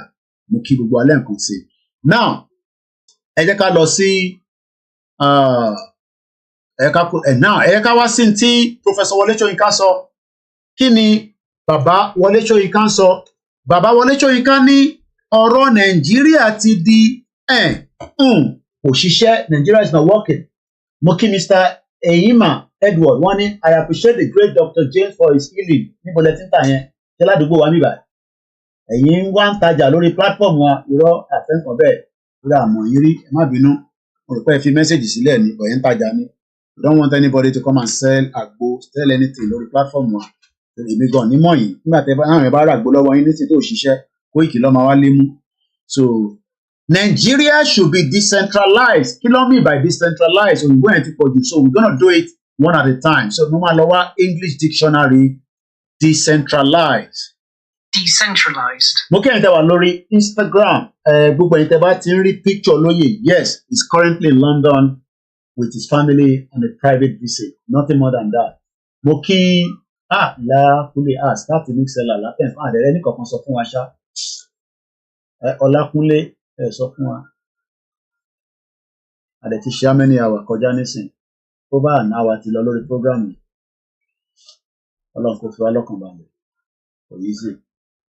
All right, we started the mixer live, even though we lost 1 hour there, but we still catch up. We're ready to prepare, but one day. Professor Wole Soyinka is talking about decentralized of Nigeria. Decentralized. What is the meaning of decentralized? Decentralized.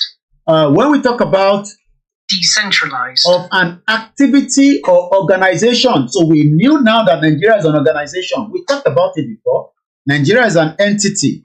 And that entity needs to break so that more people can have a better future than the one that they are currently being engaged into. But many people don't even want to leave Nigeria. They are so in love with Nigeria. So decentralization or decentralization is the process by which the activities of an organization, particularly those regarding planning, decision-making like FCT, President, Senate, House of Rep, are distributed or delegated away from the central authoritative location or group, given to smaller fractions within it. Ìbéèrè tí mò ń bi gbogbo ẹ̀yin èèyàn tẹ́ ń gbọ́ wa lálẹ́ ni pé, is it possible to decentralize Nigeria and set up a new system where we have our own different nation? Whatever nation is going to be, as long as Yoruba nation comes out of it.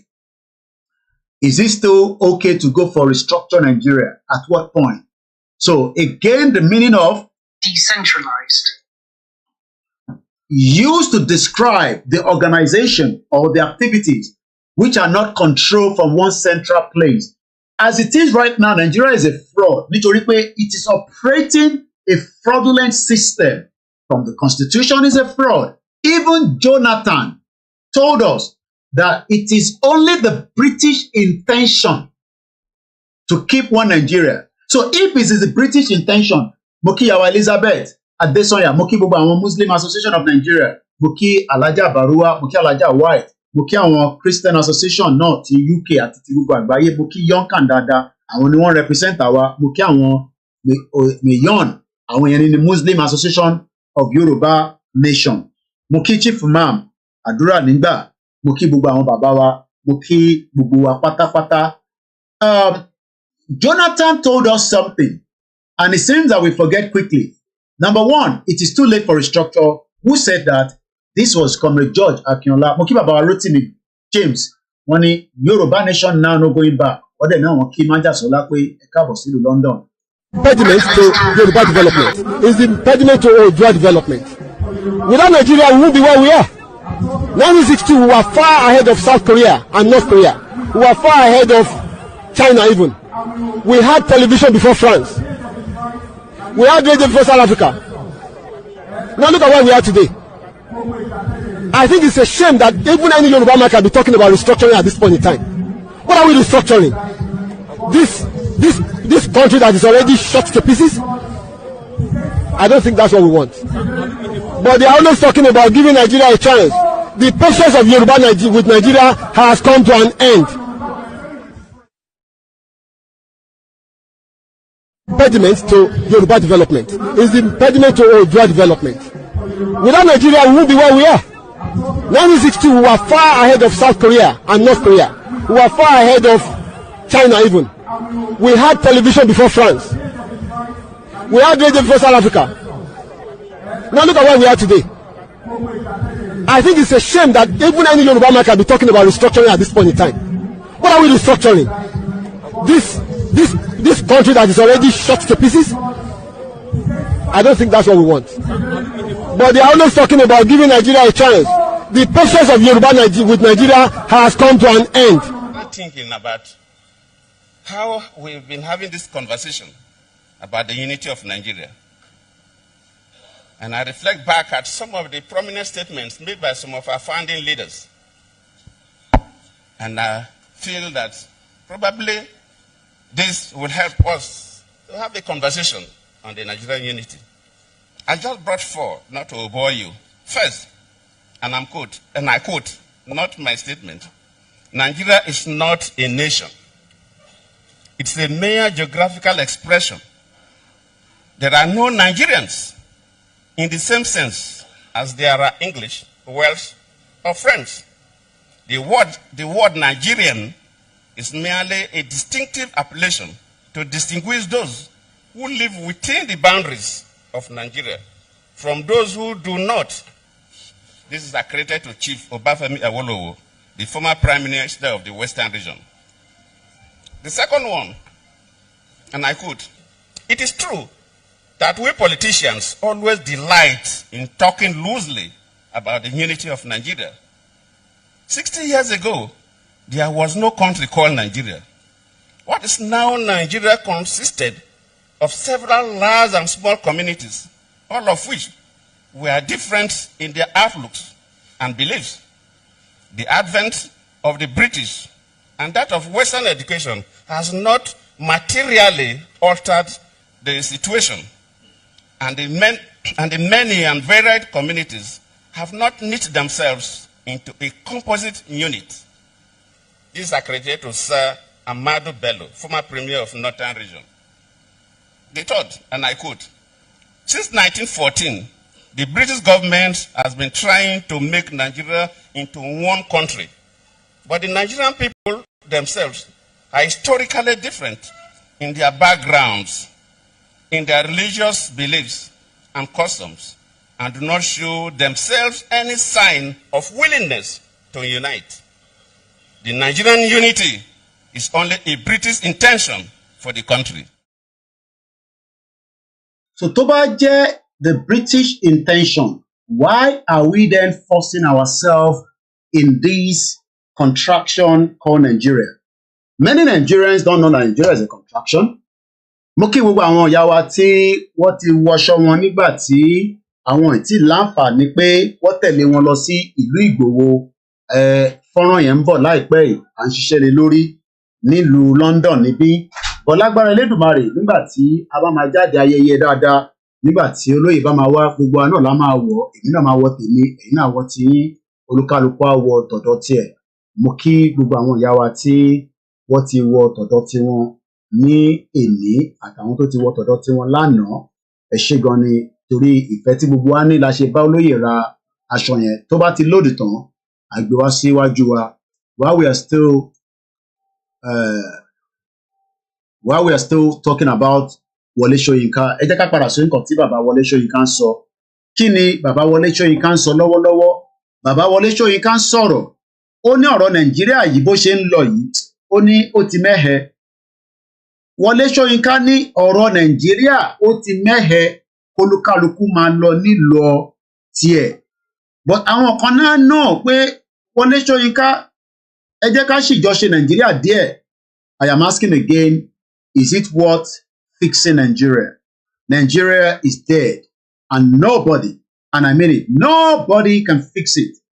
It is better everybody goes their separate ways. So Nigeria should be decentralized if that will end suffering. Ṣé bàbá Wọlé Ṣóyínká ṣe mọ̀ pé à ń sọ́fà ni àbí wọ́n mọ̀ tẹ́lẹ̀? Ẹ rántí pé bàbá Wọlé Ṣóyínká ní àwọn fún Tinubu ní 1 year.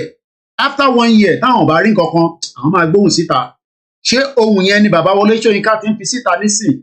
Àbí kò tí ì jáde gẹ́rẹ́? Torí pé àwọn bàbá yìí bá ń sọ̀rọ̀, gbogbo àgbáyé ló máa ń gbọ́ wọn. Torí pé bàbá Wọlé Ṣóyínká, as we all know, èèyàn tiwa ni. And we love him so much, even though àmọ̀ pé àwọn ìyá wa kejì wọn nífẹ̀ẹ́ Wọlé Ṣóyínká because whatever reason is known to them. Ìyẹn ọ̀kan wa. Ìtìyàn bá ní ló máa pọ́nlé. Àbí kí ni mo sọ? Ìta bá ní la máa. Ohun àní là ń gbé lárugẹ. Wọlé Ṣóyínká là ń gbé lárugẹ. Àwọn ọmọ Ìgbò láìkẹ̀. Àṣírí nìyẹn. So kò dẹ̀ sí ìta máa ṣe sí yẹn. Ìta bá náà wọ̀n láìkì. Sí nǹkan táwọn àfẹ́lẹ́ ṣe sí yẹn. Problem ti wọ̀ yẹn. Jẹ́ ká tẹ̀ fìyẹn sílẹ̀. So lẹ́ẹ̀kan sí Nobel laureate Professor Wọlé Ṣóyínká, ìyẹn níjọ́ Thursday, ìní ní Friday, sọ̀rọ̀ àná lélẹ́yìí, ó dẹ̀ wà nínú, tá bá lọ sí fídíò yẹn mo ti rí, a máa play fídíò yẹn in a minute. Mo kẹ́yìn ìyá wa, àwọn aṣọ yẹn dá lọ́rùn wa, mo tẹ̀ mọ̀ pé wọ́n náà àwọn big boy kankan feel like láti wọ Ankara. Kí ló dé tẹ̀ ń fi wọ Ankara? Ẹ gbọ́dọ̀ wọ Ankara o.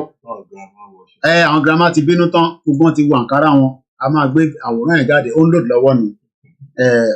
Ara ń kan mi pé kó tètè jáde. Àwọn ìyá dáadáa, àwọn ìyá tó dá mọ̀ nìyẹn. No retreat, no surrender. Gbogbo àwọn ìyá yìí pátá ló ń wá sí rally. Gbogbo àwọn ìyá yìí pátá, Alájà Adéyẹyè, Alájà Kílàńkó, Alájà Bàrúwá, gbogbo yín ni mò ń kí, Alájà White. Ìwọ̀nba làwọn eléyìí o, àwọn eléyìí bínú tán ni. Ẹ rí pé bọ́n ṣe fi gé aṣọ, ẹni tó bá wá ń wá ẹni tó máa bá yín rán àwọn aṣọ báyìí, ẹ kàn sí wa. Omita culture nílùú Èkó wá gbé kalẹ̀. Mo dúpẹ́ lọ́wọ́ àwọn ìyá wa pé èmi náà wọ tèmi níjọ́ òní. Tó lóye bá máa padà dé lágbára Elédùmarè, gbogbo wa pátá la máa láǹfààní láti wọṣọ yẹn. So ẹ̀yin tí ẹ̀ tí ì raṣọ, wọ́n ṣì ń ta o. Èmi wàá mọ̀ pa yẹn o. So bọ̀ èmi mọ̀ pọ̀ ṣì ń taṣọ nílùú Ìbàdàn. So ẹ jẹ́ tètè kàn sí wa, kẹ́ tètè raṣọ yín. Torí olóyè ń bọ̀ o. Eléyìí tó dé yìí, òun àti family ẹ̀ private visit ni, kò ṣe fún public. But a gbọ́dọ̀ announce ẹ̀. So bí ó ṣe jẹ́ nìyẹn, mo kẹ́yìn ìyá wa o. Aṣọ yẹn ó da lọ́rùn wọn. Gbogbo aṣọ yẹn ló dúró dáńtán. Ṣe gan ni ẹ̀kọ́ àdúró ti ìyá wa tí ó ṣaláìsí, ìyẹn màmá olóyè Dr. Sunday ọmọ Adéyẹmọ Ìgbòho Òòṣà, owó bàbá dámì, Ìgbòho Òòṣà, owó bàbá dámì, jẹ́ kọ́mọ̀ number 1. Wọ́n náà ń pè dádì tẹ́ nìbá máa pè. Ó mọ̀ pé dádì tẹ ó ń ṣiṣẹ́ tí Ìgbòho ń ṣe. ìjọ tí dádì tẹ bá ti ṣiṣẹ́ tí Ìgbòho ń ṣe èmi náà máa pe dádì ẹ but for now gbogbo ẹ̀yin olólùfẹ́ wa tí ẹ bá wa support olóyè ní gbogbo bí nǹkan ṣe lọ Sister Elaine kò gbọ́dọ̀ kú gbogbo yín pátápátá ni mò ń kí ó dà pé fídíò náà jáde látara táwọn ìyá wa sọ ẹja lọgbọ́n tó sọ àwọn ìyá yẹn dààmú àwọn ìyá 70s tí tó kàn wọ́n gbogbo pension wọn lọ ti send sí Nàìjíríà gbogbo àwọn èèyàn ti gba pension àwọn ìyá yẹn tán ẹja gbọ́n tó sọ.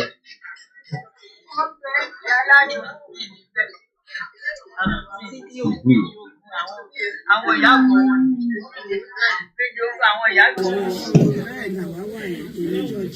ó ga jù.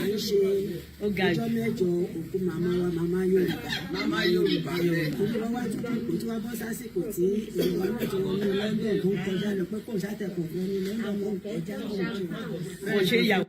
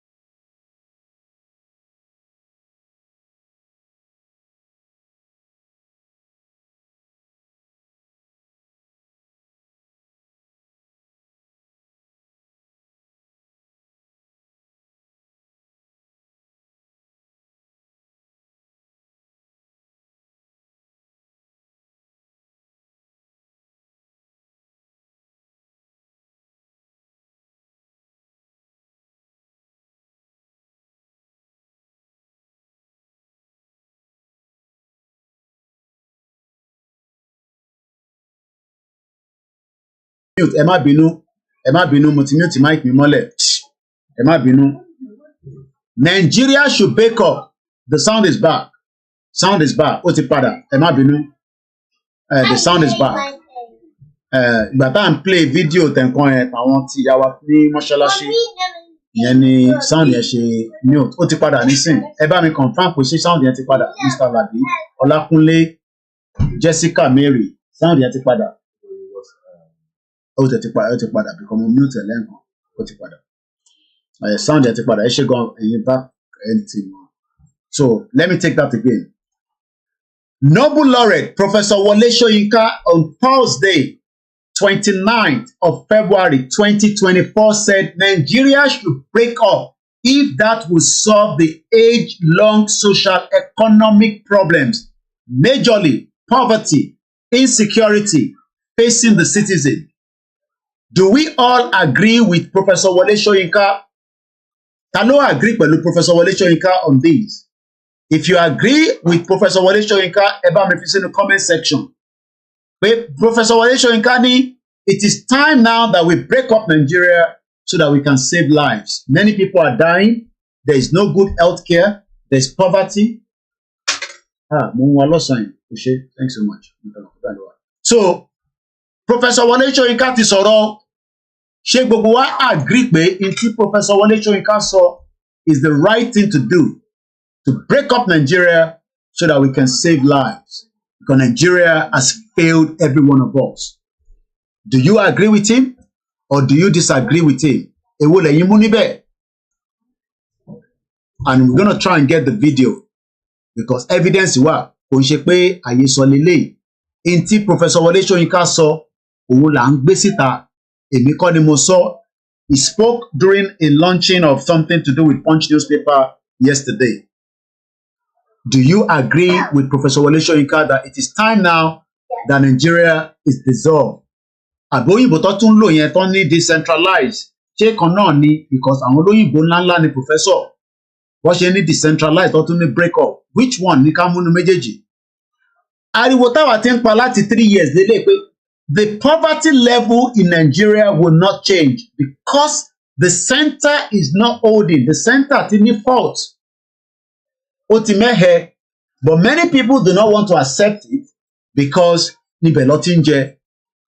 Mr. Soyinka stated this during his speech at the 50th anniversary of the Punch newspaper in Lagos State, adding that the only way to rescue Nigerians from their plight was to implement decentralization by drafting a new protocol in which all regions will be allowed to decide whether to join or leave through the representative without resorting to war. Mo fẹ́ kẹ́ dibẹ̀ ń mú dáadáa, èyí tẹ́ máa ń sọ pé Koiki ó ń pe ogun. Èyí tẹ́ bá ní Koiki ogun ló ń pè, ó jókòó sílùú London ó ń pe ogun, èmi ò pe ogun o. Ọlọ́run ní jẹ́ kémi pe ogun. In tí mò ń sọ ni pé bí bàbá Wọlé Ṣóyínká ṣe sọ yìí, pé bí nǹkan ṣe ń lọ yìí, ó lè lọ di ogun. Àwọn dẹ̀ ti experience ogun rí because nígbà tó ń jà Biafra war, a gbọ́ pé Professor Wọlé Ṣóyínká ó rápálá ó ṣàdé ibi tí wọ́n ti ń jagun yẹn kò dẹ̀ ń ṣogun tó dáa torí ogun máa ń bà nǹkan jẹ́ ni ó máa bà nǹkan jẹ́ ẹ̀mí máa sùn kò sọ́gbọ́n ẹ̀ kò sí bẹ́ẹ̀ ṣe fẹ́ ja ogun tí ẹ̀mí ò ní sùn ẹ̀mí máa sùn ìjà wa lè àṣẹ pé kẹ́mi sùn nítorí pé a fẹ́ gba Yorùbá nation àbáwọn Biafra àbáwọn ẹ̀yà tó kù.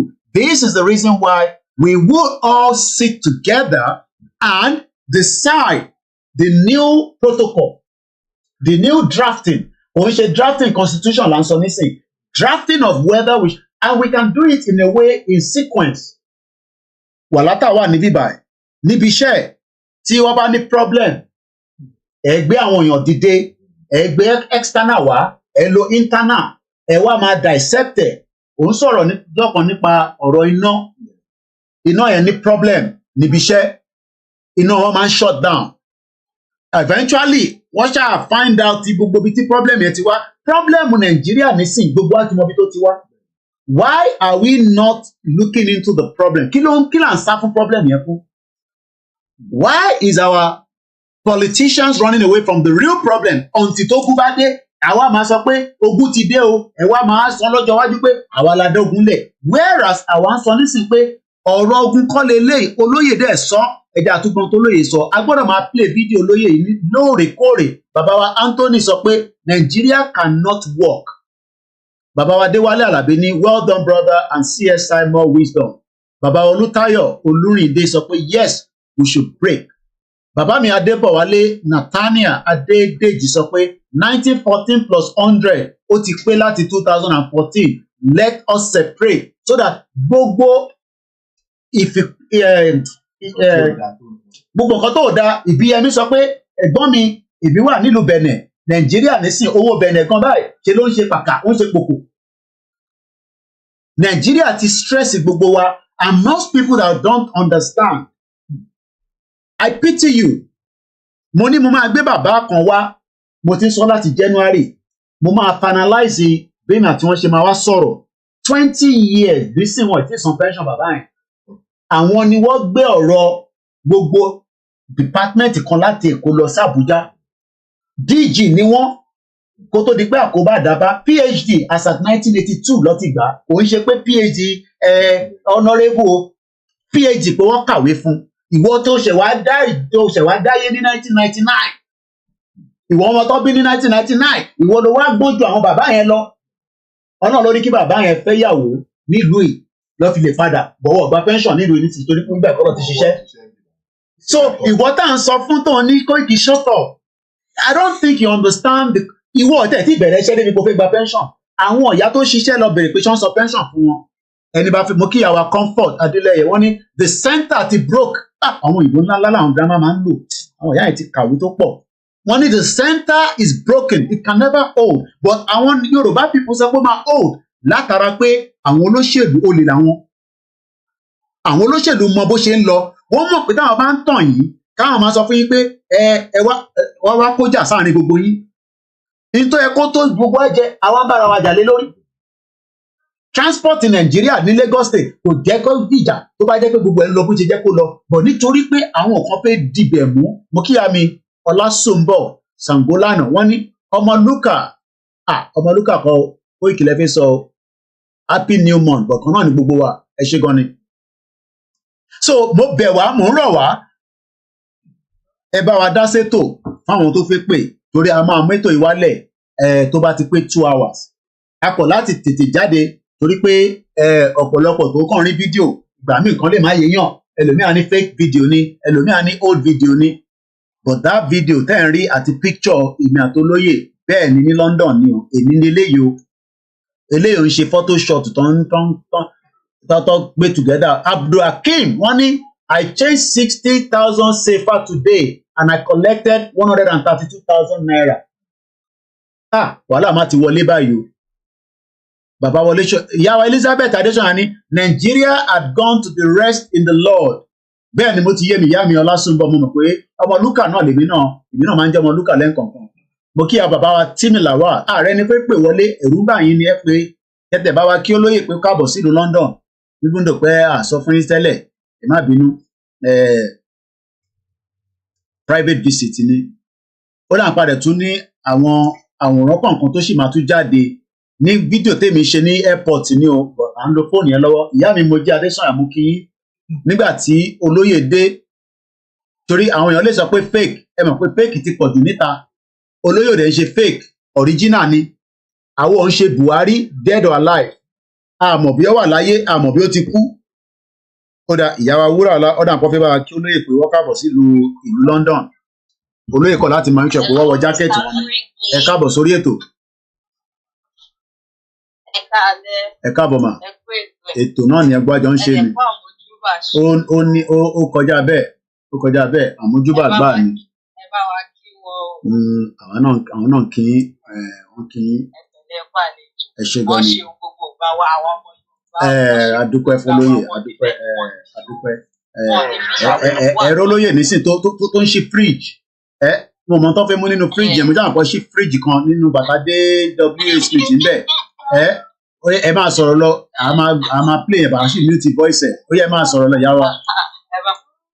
ẹ bá wa kí wọn dáhùn pé àwọn kò gbà gbogbo wa ó dà wọn ò nífẹ̀ẹ́ mi wọn jì. àmì ọ ń ṣàdúrà olóyè nísìn ààrẹ ní sàmí wọn ní wọn ò nífẹ̀ẹ́ mi wọn dí wọn ní fọmọdé wọn ní fáyà dí o gbogbo èèyàn máa dákẹ́ ní àgbà àwọn kan wò ní sá.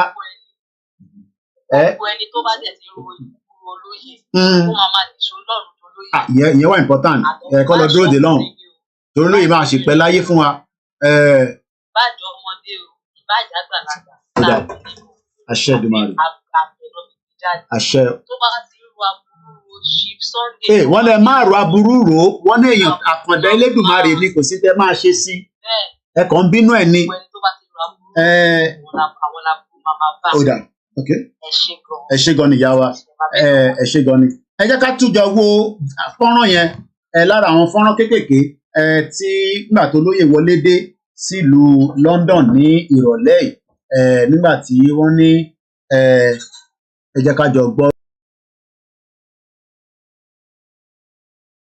Traveling all the way down this evening into Stansted Airport. And he's just making his way to make a payment as he's approaching. Once again, this is Chief Dr. Sunday Igboho. Just arrived into London this evening, as he's a very busy man. He's an hero. This is one of our heroes. Yeah. Once again, a very good evening to those of you. Akí bàbá wa sí káàbọ̀ sílùú London. Ìwọ káàbọ̀. Àdẹ̀kú oríire lọ́tún lọ́sí. Chief for traveling all the way down this evening into Stansted Airport. And he's just making his way to make a payment as he's approaching. Once again, okay, this is Chief Dr. Sunday Guru. I just arrived into London this evening, as he's a very busy man. He's an hero. This is one of our heroes. Yeah. Once again, a very good evening to those of you.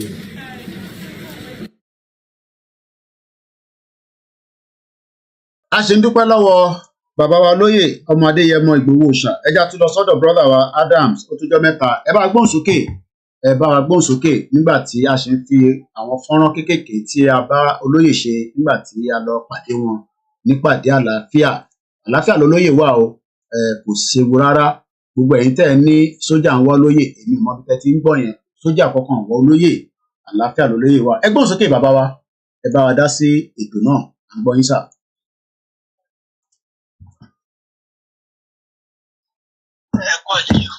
Ẹ káàbọ̀ sórí ètò. Ẹ rí àyè ń lọ àyè ń bọ̀ lọ́wọ́ yẹn. Gbogbo kíbi tí olóyè bá ń lọ, wọ́n máa lọ wọ́n máa bọ̀. Ọlọ́run ọba tó lọ́jọ́ yìí, a máa fi ààbò, a máa fi bò wọ́n. Àṣẹ Èdùmàrè. Ṣé rí àwọn tó ní à ń pè fún kì í ṣe pá ń pè fún kì í ṣe ogun. Ṣé rí àwọn tó jẹ́ tiwa tó jẹ́ gómìnà, àwọn fúnra wọn á bọ́ àwọn pa o. Àṣẹ Torí Èdùmàrè.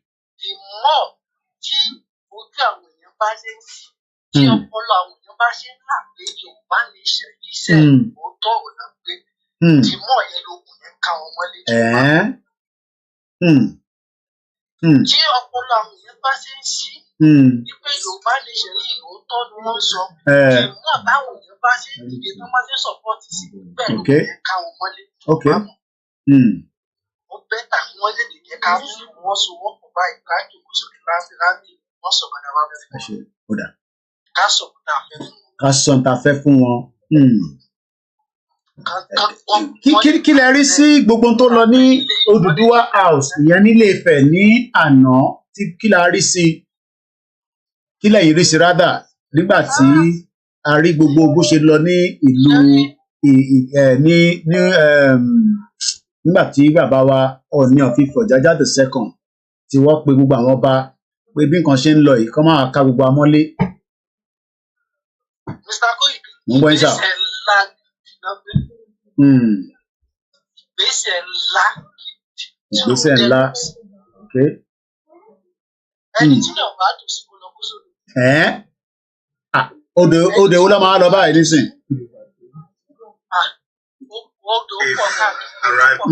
Tó kò bá dé pọ̀ kó wà ní gbẹ̀jẹ̀ fún ara rẹ̀ torí ohun tá a fẹ́ nìyẹn. Ohun tá a fẹ́ ara awareness náà sọ. Torí inú de ní àsọmọ Yorùbá tí mo lè dúró pé Yorùbá ní ìṣẹ̀lẹ̀ náà mo dúró fún. Ìgbésẹ̀ àná yẹn ó tẹ̀ mí lọ́rùn, ó tẹ̀ mí lọ́rùn. Ọ̀dà ó tẹ́ yín lọ́rùn. Ó ti kúrò ní orí social media nìkan báyìí wọ́n á rí pé wọ́n ti ṣé onísìn gbogbo àwọn tó ń sọ pé wọn ọgbọ́n tá à ń sọ Mr. Koiki ẹ lè má jókòó sí London wọn ọgbọ́n Yorùbá nation àwọn bá ti gbóná àwọn bá ti gbọ́ díẹ̀ nísìn àwọn olóṣèlú ló kọ̀ kù díẹ̀ nísìn. Wọ́n ti jáde báyìí orí ti fẹ́rẹ̀ lẹ̀ sọ wọ́n ti jáde báyìí àwọn náà ti kó ara wọn rí. Ọ̀dà. Wọ́n ti kó ara bí àwọn bá méjì làwọn èèyàn àwọn tó kàn jẹ́ kí gómìnà àwọn làkẹ́kọ̀ọ́ wọ́n pọ̀ báyìí káwọn náà jáde tán ṣe pé kò sí nǹkan kan tó máa ṣe fún wọn tó bá jáde tán. Ẹ ṣọ́ pé wọ́n ní máa bẹ̀rù pé káwọn sójà máa ṣe wọ́n mọ́ṣẹ́. Ẹ rí mi lè wá kú kò lè jẹ́ owó ní bàbá rẹ̀. Mi lè wá kú ó lè ṣe nìkan. Lájáde tán. Wọ́n tá a fẹ́ lé lẹ́yìn. Nígbà táwọn bá jáde tán, kí ló ń ṣe? Ọ̀dà. Kò sí nǹkan tí dàda wọn fẹ́ dà. Kò sí nǹkan tó lè ṣe. yẹn wà. Kò sí kan tí dàda wọn fẹ́ dà. Ìgbésẹ̀ tó gbé láti yẹn káwọn tó jẹ́ gómìnà wa náà káwọn náà support. Káwọn náà síbẹ̀ káwọn wò bóyá òkú máa jáde nígbà tó jáde. Ẹ ṣé gan ni ẹja tún fẹ́ lómi láàyè ẹ ṣé gan ni Mr. Adams ẹ̀kọ́ àdúró tì wá ní gbogbo gbà láti bí ọdún mẹ́ta àwọn kan máa fi wá sílẹ̀ àwọn kan máa ti sá lọ wọ́n ní ta gbé dání irọ́ la gbé dání. Kódà nínú airport olóyè ò tí rìn ju bí wákàtí kò tí rìn síbísíbí èèyàn bíi mélòó kan ti kí olóyè pa olóyè kẹ̀ ní London àwọn yẹn jàǹfààní olóyè pé àwọn náà wá sí airport ẹ̀yin ti sálọ ẹ̀gbọ́n mi ẹ wà nígbà tẹ́ ẹ̀ fún wa lówó ẹ̀ ń pawó sílẹ̀ ẹ̀ ń pawó ní London ẹ̀ fẹ́ mi lówó náà kí ló ṣẹlẹ̀. àlè ẹ̀ bà sá fún mi. àgbúrò yín lẹ́nu ọjọ́ mẹ́ta ẹ̀ káàbọ̀ sórí ètò. mo jẹ́rìí project kan náà ni mo jẹ́rìí. ó yẹ ẹ bá sọ̀rọ̀ sókè níbo lẹ ti pé mo lálẹ́ à ń gbọ́ yín ẹ kọ́kọ́ bá kí olóyè sí London lọ́wọ́ káàbọ̀ sílùú ọkùnrin mẹ́ta.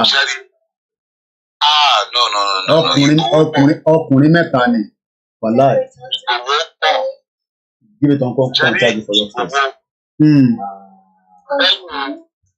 Lẹ́yìn ìṣọ̀kú. Ẹ má bínú ẹ̀gbọ́n mi mo mọ̀ bí à ń wo screen yín níwájú yín ní another phone àbí lórí TV ṣe ń rí screen yín lọ́wọ́lọ́wọ́ báyìí bẹ́ẹ̀ ṣe ń pè mí ṣe rí pé ìtòlóyè fẹ́ fún gbogbo ọmọ Yorùbá náà ni pé kí ìwọ náà lè máa travel kéèyàn kan máa ní ẹ lára nígbà tí mo ń bi olóyè àbí àwọn immigration gba ọgbà rìbá lọ́wọ́ yín wọ́n nílò coordinator nílùú òyìnbó wọ́n gba egúnjẹ ìbẹ́ẹ̀ ti pẹ́ níbí báyìí ìbẹ́ẹ̀ ní 24 yẹn mo ní bẹ́ẹ̀ ni mo ní mo kàn ní kí n béèrè náà níjà bí ẹ ti sanwó fún ẹ ti sanwó ìṣàkọọ́lẹ̀ èyí náà wo airport yẹn bó ṣe rí ẹ wo àwọn tó ń lọ tó ń bọ̀ àwọn fídíò kan wà tẹ́mi ti ṣe kó tó di polóye land gbogbo àwọn fídíò yẹn á máa upload ẹ gbọ́ àwọn ọ̀rọ̀ tí mo sọ níbẹ̀ nígbà tí a bá máa gbé yẹn jáde later ẹ bá mi gbóhùn sókè ẹ̀gbọ́n mi picture olóyè náà òun lẹ̀ ń wò lọ́wọ́lọ́wọ́ nílùú London. Ìgbòho orúkọ ìlú ni. bẹ́ẹ̀ ni àfi ká dúpẹ́ fún ọba ọ̀nà oníbodè Abdulrasheed àwọn ló gbà wá lálejò nílùú Ìgbòho. Ṣẹ́rí Ìgbòho bẹ́ẹ̀ ni sà orúkọ ìlú ni. ẹ parọ́ bẹ́ẹ̀ ni. orúkọ ìlú orúkọ òdẹ orúkọ ìgbòyàdẹ tí ni. Ṣẹ́rí Ìgbòho yẹn ó ti túmọ̀ fún ìkan púpọ̀ nínú ìgbésí ayé ọ̀dà ọmọ Yorùbá. Ìgbòho ó túmọ̀ sí ìlú, ó túmọ̀ sí èèyàn, ó túmọ̀ sí ìgboyà, ó túmọ̀ sí a lot of things nínú ìgbésí ayé ọmọ ẹ̀dá Yorùbá. Ibikíbi kan bá sọ fún ẹ pé èèyàn kan dé èèyàn ibì kan wọ́n pè kankan ní Ìgbòho, àwa kọ́kọ́ bí rẹ̀ Ìgbòho tí mo mọ̀ ó dìbẹ̀ ibi tó fi sí fún wọn. Ìṣe sọ pé Ìgbòho ó túmọ̀ sí ó túmọ̀ sí ó túmọ̀ sí ìgboyà, ó túmọ̀ sí ògo, ó túmọ̀ sí future. Ṣé rí Ìgbòho mo sọ pé Ìgbòho pọ̀. Ṣé rí kí bàbá Ìgbòho tó jáde. Bẹ́ẹ̀ni sà. Mo ṣe national ID card lọ́balẹ̀ndé nígbà Ọbásanjọ́. Àwọn Fúlàní wá mo ń sọ Haúsá. Ẹ ti sọ bẹ́ẹ̀ rí sọ fún wa lórí ètò yìí bẹ́ẹ̀ ni. Mo bi wọ́n pé ibo lẹ ti wá wọ́n ní Kánò. Local government wo lẹ wá gbogbo wọn mọ local government. Ó mi pé àlejò ẹ wá láti ìlú mi wá sí Ọbalẹ̀ndé. Àwọn dáràn. Ṣé ní gbogbo láti Ọbalẹ̀ndé sí Ìjẹ̀ àwọn obìnrin wọn ò lè gba under bridge wọ́n máa rẹ́pù wọn ni. Oríṣiríṣi àtọ́jú ló ṣẹlẹ̀ mẹ́. Wọ́n ti sọ yẹn síta kí Ìgbòho tó jáde. Ó mì pé Ìgbòho ti pọ̀. Bọ̀ bàbá Ìgbòho ó tọ ìmọ́lẹ̀ sí gbogbo wa tá wà lábẹ́. Kábíyèsí Elédùmarè. Irú èmi sì mo wà lábẹ́ ni. Bó bá jẹ́ pé Buhari wà nígbà yẹn ni Ọbásanjọ́ ló wà nígbà yẹn. Bó bá jẹ́ Buhari ni á ti ní kàn parọ́ irú èmi. Because mo dé ọ̀nà fún àwọn Fúlàní tí wọ́n pláǹtì. Mo wá kẹ́hìndé wà lórí bookseller. Àti láfíà ti sọ́ba Ìjẹ̀ síbẹ̀ yẹn sí ooru yẹn. gbogbo àwọn mẹkáníìkì yẹn. Bẹ́ẹ̀ni sà. Ó mì pé mo tú àṣírí wọn nìyẹn. Wọ́n á ti mú mi balẹ̀. Oníṣẹ́ sọ pé Ìgbòho pọ̀.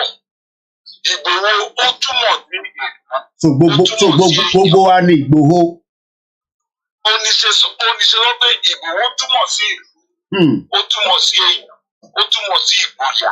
Ó túmọ̀ sí ògo. Ó túmọ̀ sí intrusion. Bàbá Ìgbòho ó bẹ àwọn ìyàwó ẹjọ́ ẹ dúró ti ọkọ yìí o. Ògo lọkọ tàn yìí o. Ẹjọ́ ògo ni ọkọ yìí tàn yìí o. Ẹgbà ti ọkọ yìí. Ẹgbà ti ọkọ yìí o ẹjọ́. Ẹgbà ti ọkọ yìí. Ìyá ti kó. Ìyá ti kó ní gbèsè ẹ̀sìn. Ó wá kó ẹ̀yìn ìyàwó. Ẹjọ́ ẹgbà ti bàbá. Ẹjọ́ ògo ni o. Ṣé gan ni? Thank you so much. No problem. Gbogbo ọ̀dọ̀ yín náà ni gbogbo à ń bọ̀ nígbà tó lóye bá wà officially Manchester, Birmingham, Coventry gbogbo ẹ̀ la máa lọ. Mo kẹ́ àwọn tó wà lórí Mixlr pẹ̀lú wa. Gbogbo bàbá wa Dámiláre mo kí bàbá Jimoh. Gbogbo ẹ̀ tó bá sì fẹ́ pè wọlé àfún yín láyè kẹ́yìn náà fi pè wọlé kí ẹ fi bá wa kí olóyè pé wọ́n káàbọ̀ sí ìlú ọba ní bíbà London ló ń pè bíbà London. Ẹ rántí orin Òbísèrè. So ẹ yẹ ká padà sọ́dọ̀ Wọlé Ṣóyínká. Ó ní please let us resolve this problem kó tó di ogun o. Èmi kọ́ ni mo sọ bẹ́ẹ̀ nísìnyí o. Professor Wọlé Ṣóyínká ló sọ bẹ́ẹ̀ o. He added that most Nigerian leaders ẹ gbọ́ bíbá dáadáa were aware of the fact wọ́n mọ̀ ìdí kókó but they choose not to do the needful because of lack of political will and commitment. Mo fẹ́ kí ọmọ Yorùbá di àárín yẹn mú.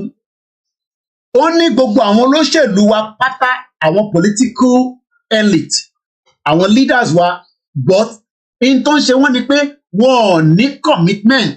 Ìyẹn ni Jonathan ṣe rojọ́ òfò títí fọ ìgbà tó fi ṣèjọba nígbà tó lọ tán ló bẹ̀rẹ̀ sí sọ fún wa pé it is only the British intention. The British intention lásán ni. Kí ló dé tí Jonathan ò ṣe facilitate the protocol láti jẹ́ kí gbogbo wa ká máa lọ nílọ láì mú ìjà dání? Problem tá a ní pẹ̀lú wọn nìyẹn because gbogbo wọn ló mọ òtítọ́ but wọ́n refuse láti sọ òtítọ́. Wọ́n dẹ̀ ní òtítọ́ ló máa gbé mi lékè bí ìyá mi fà gbé mi lékè ó ṣeéṣe kí ìyàwó ti lọ síbi iṣẹ́. Mo kí Ẹkúnlé Bakers, mo kí ìyàwó Comfort Ológunjà, mo kí Ṣẹ́gun Ọ̀nà, mo kí gbogbo ẹ̀yin olólùfẹ́ wa tí ẹ̀ ń darapọ̀ mọ́ wa lọ́tùn lósì. Lẹ́ẹ̀kan sí Professor Wọlé Ṣóyínká ṣì ń sọ̀rọ̀ lọ. His words, what do you mean by restructuring? Well, I don't even like the word restructuring. I prefer expression like reconfiguration and decentralization. Tẹ́mọ̀ fáwọn la máa ń sọ pé restructure. Mo kíyàwó Ẹ̀bùn ẹni lọ ló bọ̀ ìyá dáadáa ẹ káàbọ̀ sórí ètò. Àwọn tí ìlú Ìgbòho àwọn ti Tàló bọ̀ ìlú Ìgbòho làwọn lè ń gbé ní Tàló ń bẹ̀. Àwọn tó lóyè Ìgbòho nìyẹn. Wọ́n raṣọ nípa pé wọ́n wà ní Tálì. Wọ́n sanwó fáwọn èèyàn pé àníṣe Mr. Koiki ẹgbẹ́ ń raṣọ kí n dáwọn èèyàn lọ́kọ́ máa lọ ìlú Ìgbòho. Àwọn èèyàn náwó wọ́n nára ẹni tó lè lọ ó gbéyàn dìde pé ẹ lọ rẹpísẹ́ǹtì ìdílé tèmi. Ẹgbọ́n sókè ID Novo láti Ìtàló. Ẹ káàbọ̀ sórí ètò. Ẹ já connect speaker yẹn torí ó dà ń pé gbogbo kìíní yẹn ó lọ́lẹ̀ díẹ̀ àgbọ̀ dáadáa. Ẹ gbóhùn sókè à ń gbọ́ yín. Nígbà tá a gbọ́ nǹkan tó ń sọ. Ó dà à ń gbọ́ yín. Àwa ni ẹ sà. Láṣẹ Èdùmàrè. Àwọn náà máa dàgbà, a máa dògbù. Àmín o. Ọmọ wa náà ló máa sin àwa náà. Àmín.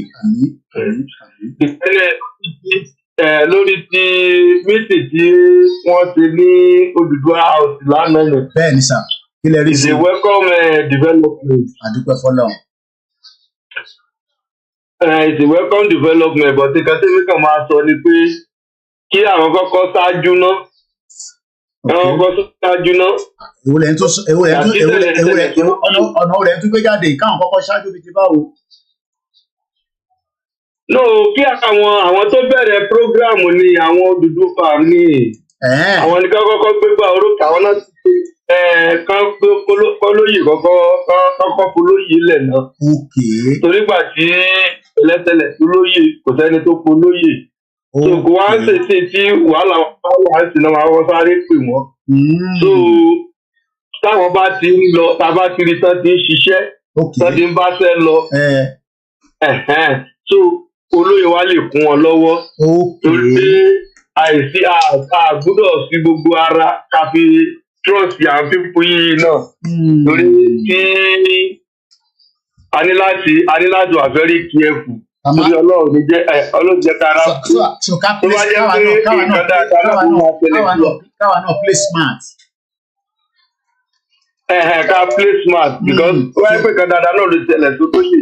by now ṣe wọ́n máa regret pé so ká tí àwọn bá síwájú so ká tí àwọn bá yẹn síwájú on lead káwa wá tẹ̀lé wọn lẹ́yìn. ní láyé ọjọ́ èmi ni baálẹ̀ ìgbà tí ò tí ì sọ́ba gbogbo anybody tó bá jẹ oyè àwọn náà mọ ságún ogun àwọn ló mọ súnwájú ogun tán ọmọlẹ́yìn wọn máa tẹ̀lé wọn bọ̀. gbogbo àwọn tó ń jẹ́ olóyè ní ayé ọjọ́ jagunjagun ni gbogbo wọn. gbà tó di pé wọ́n ń lọ sógun gbà tó di pé wọ́n ń lọ sógun tán kú sójú ogun òun ló di pé kọ́sẹ̀ a máa gbé àwọn èèyàn dìde àṣọ lórí ogun kọ́sẹ̀ dé pé wọ́n máa lọ sójú ogun mọ́. so ogun dẹ̀ ti dé sí káwọn sún wájú ni kò sí kò sọmọ ẹnìkan náà fẹ́ lù pa. gbàtà ti ń pa àwọn èèyàn látijọ́ yìí tó lóye dìde tó ń sọ̀rọ̀ from ọ̀rọ̀ tán sọ tó di rally pé kò lè sí solution kan Nàìjíríà ju pé kólúkálukú máa ìlọ tiẹ̀. so wọ́n sọ pé kí ló ń pẹ̀ wọ́n ní political talk ní agbèrò ní kíníkan ní ó fẹ́ kán mọ̀ ó ní wọ́n fẹ́ kán ṣe kíníkan ní ẹni tó di lórúkọ ẹ̀ látọdún yìí òun ló ń wá pé kán mọ̀ ló wá pé so ìsìn ó ti ṣẹlẹ̀ nìyẹn. so olóyè máa ti kọ́kọ́ wà. so suggestion ti ní sí ni pé ká kọ́kọ́ tí àwọn ọba síwájú náà ká wo bó ṣe ń lọ olóyè tó wá dá sí. àwọn alágbára gan kúnlẹ̀ Yorùbá. tẹ̀bí ìkan náà ló jáde tó kúrẹ̀ tó bá Yorùbá nation náà ẹgbẹ́kẹ́ni sọ̀rọ̀ tán kódà.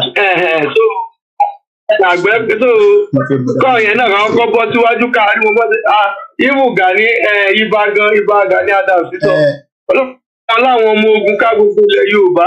so káwọn yẹn kọ́kọ́ tún wájú náà. kí lẹ rí sí bàbá wa Wọlé Ṣóyínká kó tó di pé àwọn kan tuntun ti fẹ́ pè wọlé mo dẹ̀ fẹ́ make sure pa gba as many cut tabani láti ẹ̀fẹ̀. kí ni Wọlé Ṣóyínká kí lẹ rí sí ọ̀rọ̀ bàbá Wọlé Ṣóyínká.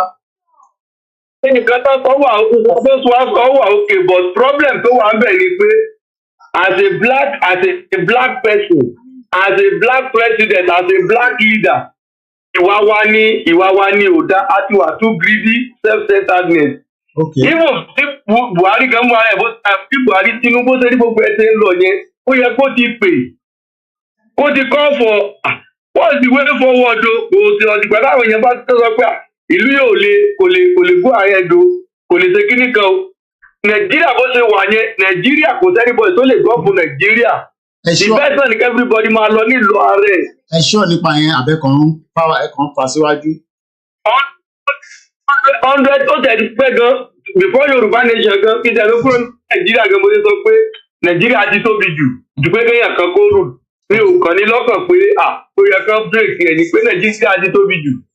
wọ́n sọ fún àwọn ọ̀rẹ́ mi náà pé Nàìjíríà ti tóbi jù fọ wọ́n fẹ́ sí tòrú fún gbogbo ìyà tó ń jẹ́ yẹn ní. ẹ ṣe gan ni ẹja tó fẹ́ lómi láyé àìdínlógún nìyẹn. ó tẹ̀sí wọn wáyé nìyẹn. ẹ ṣe gan ni ó máa ń da kíyàn gbọ́ látọ̀dọ̀ ẹ ṣe gan ni àìdínlógún ẹ ṣe gan ni sà máa jíṣẹ́ fún wọn. èmi náà tẹ̀ ti fi wọ́n lẹ́kọ̀ọ́ wà pẹ̀lú fámìlì wọn èmi náà fi yọ wọ́n lẹ́nu torí kó má dàbí ìgbà tẹ́ pé Koiki nígbà tó wá jẹ́ ẹgbẹnusọ gbọ́dọ̀ wà pẹ̀lú ẹ̀ ni à ń kí mọ́bi tó wà kò jù bẹ́ẹ̀ lọ a ní láti máa fi phone call máa disturb olóyè níbi tí ó wà so àlàáfíà ló wà pẹ̀lú àwọn fámìlì ẹgbọ́n sókè kọ́là yìí náà tí wọ́n ti gbórí wọlé ẹ bá a ṣe ní kíákíá torí àwọn tó sì fi gbé bá wa dá sọ̀rọ̀ gbogbo ọ̀rọ̀ náà ló ń lọ ló ń bọ̀ ẹ lè sọ nípa ti military a lè sọ nípa ti àwọn ọba wa ní ilẹ̀ Oòduà a lè sọ pé a kí olóyè pé wọ́n káàbọ̀ sí ìlú London a lè sọ nípa àwọn tí gbogbo tí ó ń lọ lọ́wọ́lọ́wọ́ lọ́rọ̀ ilẹ̀ Yorùbá àti ti Wọlé Ṣóyínká ẹgbọ́n sókè ẹni 3 minutes.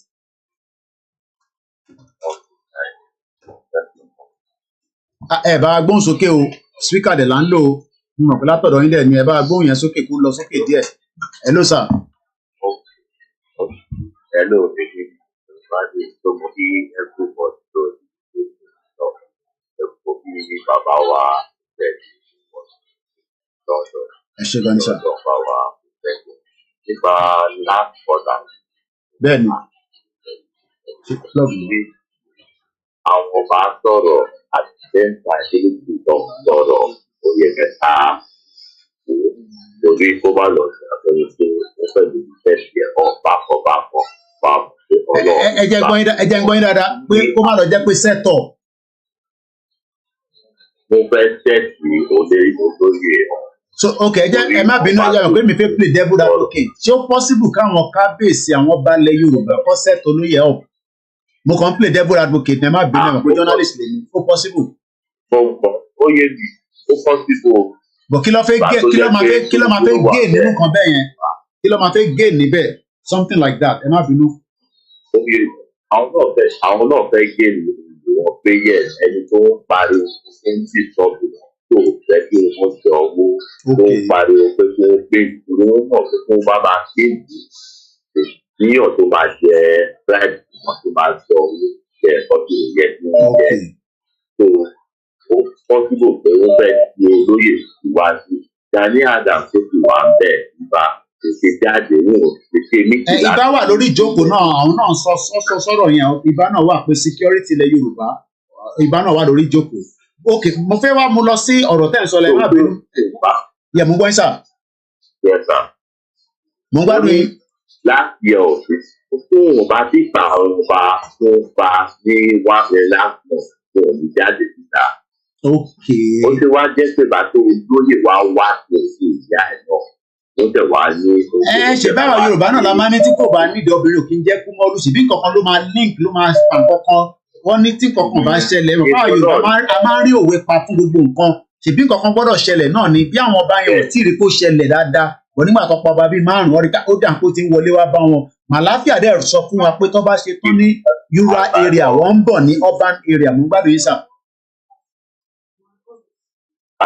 Pẹ̀lú àwọn náà ló ń pa òwe sí wa àwọn náà tún máa pa òwe sí wọn náà bí bàbá rọra lókè a ní jagunlẹ́gbẹ̀ẹ́ kan tàbí àríbá tàbí àtàkùn àfẹ́ tó ní jagunjagun sí ilẹ̀ Yorùbá tí òun náà kọ́kọ́ bọ́ síwájú tó bá ti bọ́ síwájú olórí àwọn akẹ́kẹ̀ẹ́ ẹ̀yìn. ok bí àwọn ṣiṣẹ́ lé lórí bí abàgẹ̀ Gani Adams wọ́n prepare wọ́n lè máa prepare lọ́wọ́ ó ṣeé ṣe kó máa prepare ká máa mọ̀. láti máa wò bí ọ̀rọ̀ àti wọ́n sì ń prepare lọ́wọ́. láti máa wò bí ọ̀rọ̀ Abíọ́lá. káṣí Abíọ́lá ti lọ àwọn Ìbà Gani wà ń bẹ̀ nísìn bí àwọn sì ń prepare lọ́wọ́ ká má knock wọn off délẹ̀. ẹ bá mi sọ̀rọ̀ nípa bàbá ẹ má bínú pé mo fẹ́ divert mind ẹ sì máa ní àǹfààní àti sọ̀rọ̀ ẹ má ní mò ń sọ̀rọ̀ sí lẹ́nu. bàbá Wọlé Ṣóyínká jẹ́yàn tó jẹ́ gbòógì international wise ọ̀rọ̀ tó sọ nísìn ṣe fi pé mo fẹ́ ká mú lọ sí international fora àbí kílẹ̀ ni mo wí bí bàbá Wọlé Ṣóyínká bá sọ̀rọ̀ àwọn kan máa ń wò láti ta pé ẹni tó ń sọ̀rọ̀ ìkànnù wọn ni noble laureate ni wọ́n ń ta ó máa ṣiṣẹ́ débẹ̀ ni ọ̀rọ̀ tó dẹ̀ sọ yẹn nísìn pé ọmọ Nàìjíríà yóò dẹ ẹ bírèkẹ̀ ṣe rò pé àwọn international community wọ́n máa look into it pẹ̀lú gbogbo bí bàbá Wọlé Ṣóyínká ṣe gbé narrative yẹn sílẹ̀ àwọn òyìnbó ńláńláńlá àwọn akọ̀ láti gbé ní ìwọ̀nba táwọn máa yá àwọn èèyàn kí lẹ́yìn bá mi rí sísà tẹ tó wá continue nǹkan tẹ fi bá wa sọ. wọ́n lè rí rò ṣùgbọ́n àgbà tó ti jẹ́ pé Nàìjíríà wọ́n á ti ọ̀rọ̀ náà tẹ̀sẹ̀ kan gbọ́ngàn tí bàbá náà kọ́ sọ ó wà okay very correct but àwọn international community ó máa wò dáadáa wà lórí lórí àwọn náà mọ ọdún orí lára Nàìjíríà Àwọn náà ń jẹ lára Nàìjíríà. Torí àwọn bẹ́ẹ̀ ìlú tí mo wà bí tó tún jẹ́ Jámánì tó jẹ́ pé a mọ̀ ọ̀kan sí Nàìjíríà àti Jámánì. Kí ni Jámánì supply for our tax ẹ̀ Nàìjíríà? Nothing. So wọ́n bá bí ó ṣe sọ̀rọ̀ yẹn wọ́n mọ̀ kó ti sọ̀rọ̀ tọ́sí. Mo ti gbàgbé pé mo láti bá Yorùbá Nation náà sọ̀rọ̀. Ó dà ẹ ṣé gan ni bàbá wa. Mo ń gbọ́ ẹ fẹ́ sọ̀rọ̀ kankan sí. Mo ní kí n kí everybody tẹ́lẹ̀. Gbogbo èèyàn náà ló ń kí ẹ ṣé gan ni. Gbogbo ẹni tó bá wá ní ìmọ̀ràn ẹ bá wa máa send ẹ̀ sí email address wa. Yorùbá Nation now ẹ bá wa mute lórí Twitter space làwọn ti fẹ́ bá darapọ̀ èyí tẹ́ ń pè ẹ máa ṣe sùúrù díẹ̀ akọ́rọ́ gbọ́dọ̀ gbọ́ látọ̀dọ̀ àwọn tó wà lórí Twitter space náà torí gbogbo platform la fi ń sọ̀rọ̀ mo kí àwọn ọmọ Biafra náà tí wọ́n ń gbọ́ wa wọ́n ń gbọ́ gbàtígbàtí díẹ̀díẹ̀ àwọn kan dẹ̀ gbọ́ Yorùbá torí wọ́n ti gbé láàrin wa àwọn tó gbé láàrin wa wọ́n ti jẹ̀bà wọ́n ti jàmàlà tó bá ń sọ Yorùbá gan tó bá pòwe gan wá sọ fún ẹ pé àwọn tó ń sọ àfi tá a bá bẹ̀rẹ̀ sí sọ ńláńlá tọ̀ ní gbọ́ sísá ìyá wa Yorùbá Nation now ẹ bá gbóhùn sókè à ń gbọ́ yín. Kò jáde o àbí látọ̀dọ̀ mi ni hello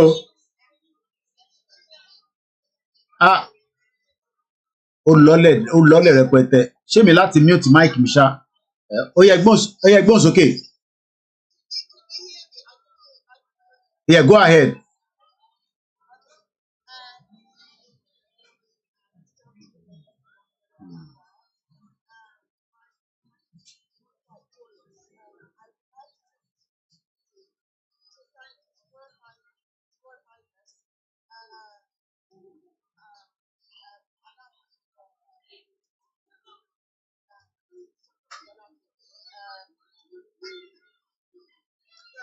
Iba Gani Adams.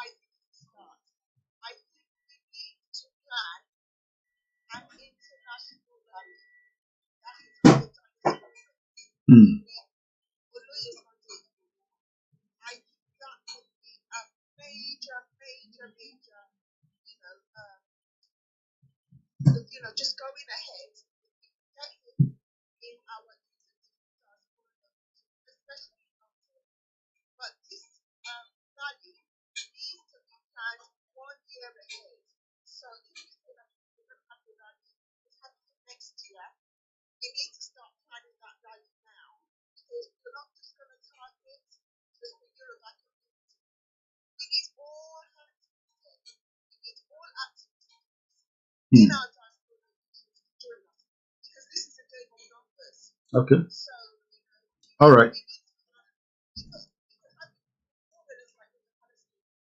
All right.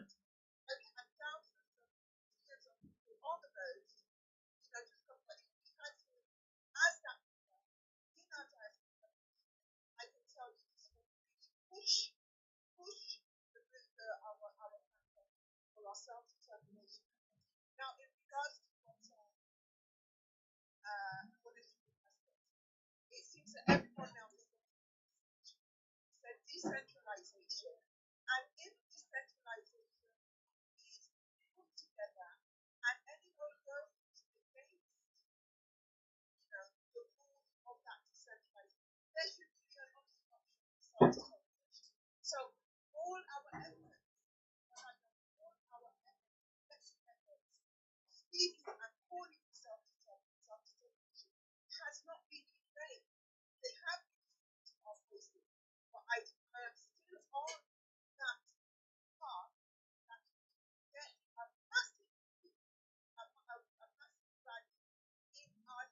ẹ má bínú sound yẹn lò lápọ̀dọ̀ wọn ni.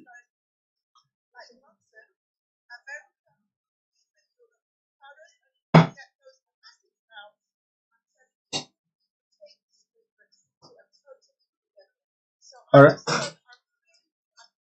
All right. Okay.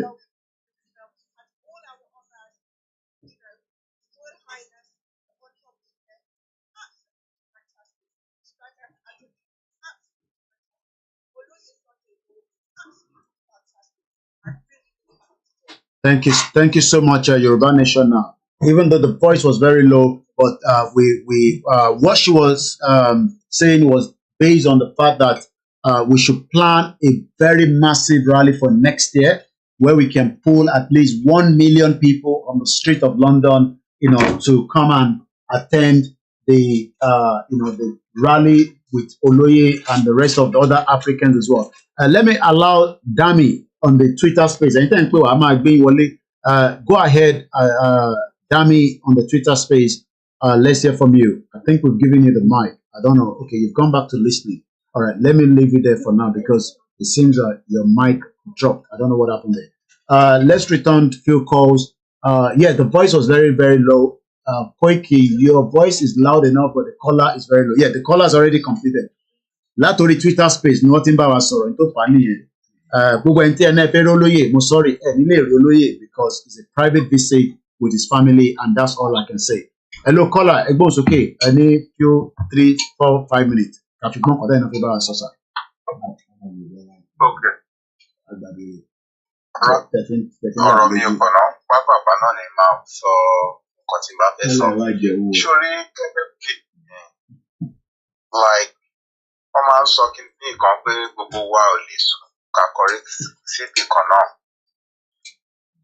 Èèyàn kan tó pè lẹ́ẹ̀kan tó ń sọ wípé kí olóyè Ìgbòho pé kó má ti sọ pé àwọn fẹ́ ṣíwájú pé kí àwọn ọba yẹn wípé bí a kan kọ́kọ́ bẹ̀rẹ̀ sí ṣíwájú èmi agree pẹ̀lú ẹ̀. Ṣé understand? Èmi agree pẹ̀lú ẹ̀. Kì í ṣọ̀rọ̀ bóyá ọ̀rọ̀ tẹnu. Pẹ̀lú gbogbo tó ṣẹlẹ̀ ní sí olóyè nígbà yẹn tí wọ́n wá fi wá sílé ẹ̀ tí wọ́n ṣe gbogbo ẹ̀. Ṣé understand? Mélòó nínú àwọn ọba yẹn ló jáde tó sọ̀rọ̀? Kì í ṣe ní tí àwọn ọba yẹn ṣé wọn mọ ọkàn tí pa àwọn láti ẹjọ́ yìí. Ṣé wọn ti gbà tán pa àwọn ọba ṣe bí mélòó kan ní Èkìtì àti kìíní náà ṣe ìmọ̀ ó yẹ kí àwọn èèyàn kan máa gáìdì ilẹ̀ Yorùbá. Àwọn èèyàn yàtọ̀ sáwọn ọba wọ́n tún fún wọn individual tó ń pa. Gbẹ̀ngà Owólabí kúrò ó lọ open hòtẹ́ẹ̀lì tí Ògbómọ̀ṣọ́ bẹ̀rẹ̀ yẹn ó lọ sí Nàìjíríà this is ẹni tó ti wà for almost 30 years tó lébọ̀ ṣiṣẹ́. Dr. Borode. Jẹ́ Aborode kọ́ Gbẹ̀ngà ó ní ọjọ́ tí Gbẹ̀ngà Owólabí tó dé Ògbómọ̀ṣọ́ the second day náà pa náà ní hòtẹ́ẹ̀lì yẹn kankan pẹ̀lú ọmọbìnrin ọmọ wọn jẹ́ sí tó ń pa yẹn. Tán dẹ̀bi ẹni gbò. Àdéhùn ṣé wọn kì í ṣe ó má bí. Ṣé àwọn ọba ti ṣe torí pé wọ́n pa àwọn ọba báyìí ni wọ́n ṣe ń sọ̀rọ̀ wọ́n ṣe mọ̀ pé olóyè Ìgbòho kó má jáde. Bọ̀ ṣé ká wá torí yẹn nísìn ká má wá take proposal àwọn ọba àbí báwo torí pé àwa náà là ní àwọn ọba ọ̀dà sọ̀rọ̀ tó wà ńlẹ̀ wọ́n dẹ̀ ti wá dá sí báyìí nísìn but intent sọ nísìn ni pé ká má fi gbogbo ara sí intan sọ àbí báwo. Ìyẹn àkàntì ọ̀la gẹ́gẹ́ bí kọ́là yẹn ṣe sọ tó sọ ní kọ́là ẹlẹ́ẹ̀kejì tó pè tán lẹ́ẹ̀kan tí ọ̀dà sọ̀rọ̀ yẹn good suggestion ló sọ good even gan because sórí àwọn èèyàn wa ń gbà mí there is one thing gbà mí àwa a máa wà emotional pẹ̀lú nǹkan a máa wà tàbí èpè àti think na wise gbà mí kọ́nà jọ kó má jẹ́ kọ́nà wà ó kọ́nà má sì máa dé ọ̀tá lọ́wọ́ ṣọ̀dà sábẹ́ yẹn èèyàn láti máa ní nǹkan tó ń pè ní kéèyàn máa think èèyàn láti máa wúlú dáadáa ṣọ̀dà sábẹ́ yẹn sórí nípa ìgbésẹ̀ tó ó ti lọ àgbọ̀yìn mọ́. Hello, ṣé o gbọ́ mi? Ó ti padà. Hello. Ó ti padà. Ṣọ́dà sábẹ́ yẹn olóyè Ìgbòho fúnra ẹ̀ kì í ṣọmọ kékeré. Ok bẹ́ẹ̀ni. dáwọn ìyàwó dáwọn ìwà àgbáyé ìdíbẹ̀ yẹn náà lọ́wọ́ ìṣọ̀dá sáàbẹ̀ yẹn ó kù sí ọlọ́yè láwọn ìyàwó náà ó lè di ìyàwó méjì lónìí bẹ́ẹ̀ láwọn fámìlì náà ìṣọ̀dá sáàbẹ̀ yẹn ó náà èèyàn láti máa wọ èèyàn láti máa ọgbọ́n ṣe gbogbo nǹkan kì í ṣe ònìkan ló wà nílẹ̀ àwọn àgbẹ̀ àwọn alágbára tó wà bẹ́ẹ̀ yẹn ìṣọ̀dá sáàbẹ̀ yẹn it's not only ṣọ́ra sáà èmi nìyẹn ọ̀gbẹ́ni tó sọ̀rọ̀ yẹn ó sọ̀rọ̀ tó dáa ẹ jẹ́ mi mọ̀ pé jẹ́ ọ̀gbẹ́ni yẹn iṣẹ́ tó ṣe ẹ̀sán ọ̀tọ̀ ẹ̀lẹ́ni tó kọ́kọ́ sọ̀rọ̀ nípa sí pé káwọn ọba yẹn kọ́kọ́ bẹ̀rẹ̀ tí wọ́n ó yé mi ó sọ̀rọ̀ tó dáa ọ̀rọ̀ tó dáa ṣọ́ra sáà àgbọ́yé ìyẹn ìmọ̀ràn tèmi nìyẹn o ìmọ̀ràn nípa ti eléyìí tí pòfẹ́sọ Wọlé Ṣóyínká sọ pòfẹ́sọ Wọlé ṣe bá eléyìí tó ṣe yìí sọ understand that is the thing if you understand àwọn ṣé ẹ jẹ́ ń gbọ́ yín ẹ jẹ́ kí n gbọ́ àgbọ́yé mo kí Alhaji Bashiru. I've been very sad for some time now, but with what happened yesterday I am happy because without those kings it is not that Yoruba nation is impossible but it will be difficult. ẹ ṣe gan ni well there is nothing to be sad.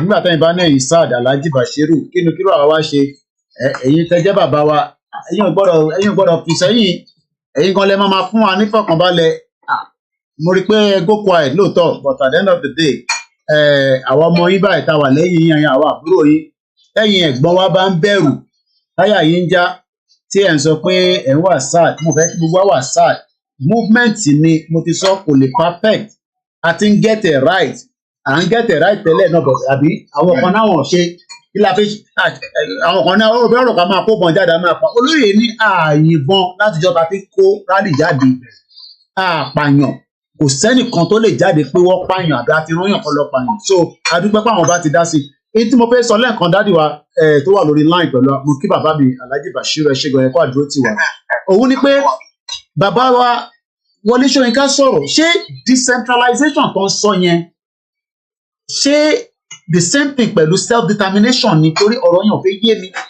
ẹ mọ àwọn bàbá yẹn máa ń sọ àwọn ìbò ńláńlá tí kò yé yàn ọ̀dọ̀ Yorùbá nation fẹ́ sọ̀rọ̀ voice yìí lò ní Yorùbá nation mo ń bọ̀ ẹni sùúrù dáàdi ẹni sùúrù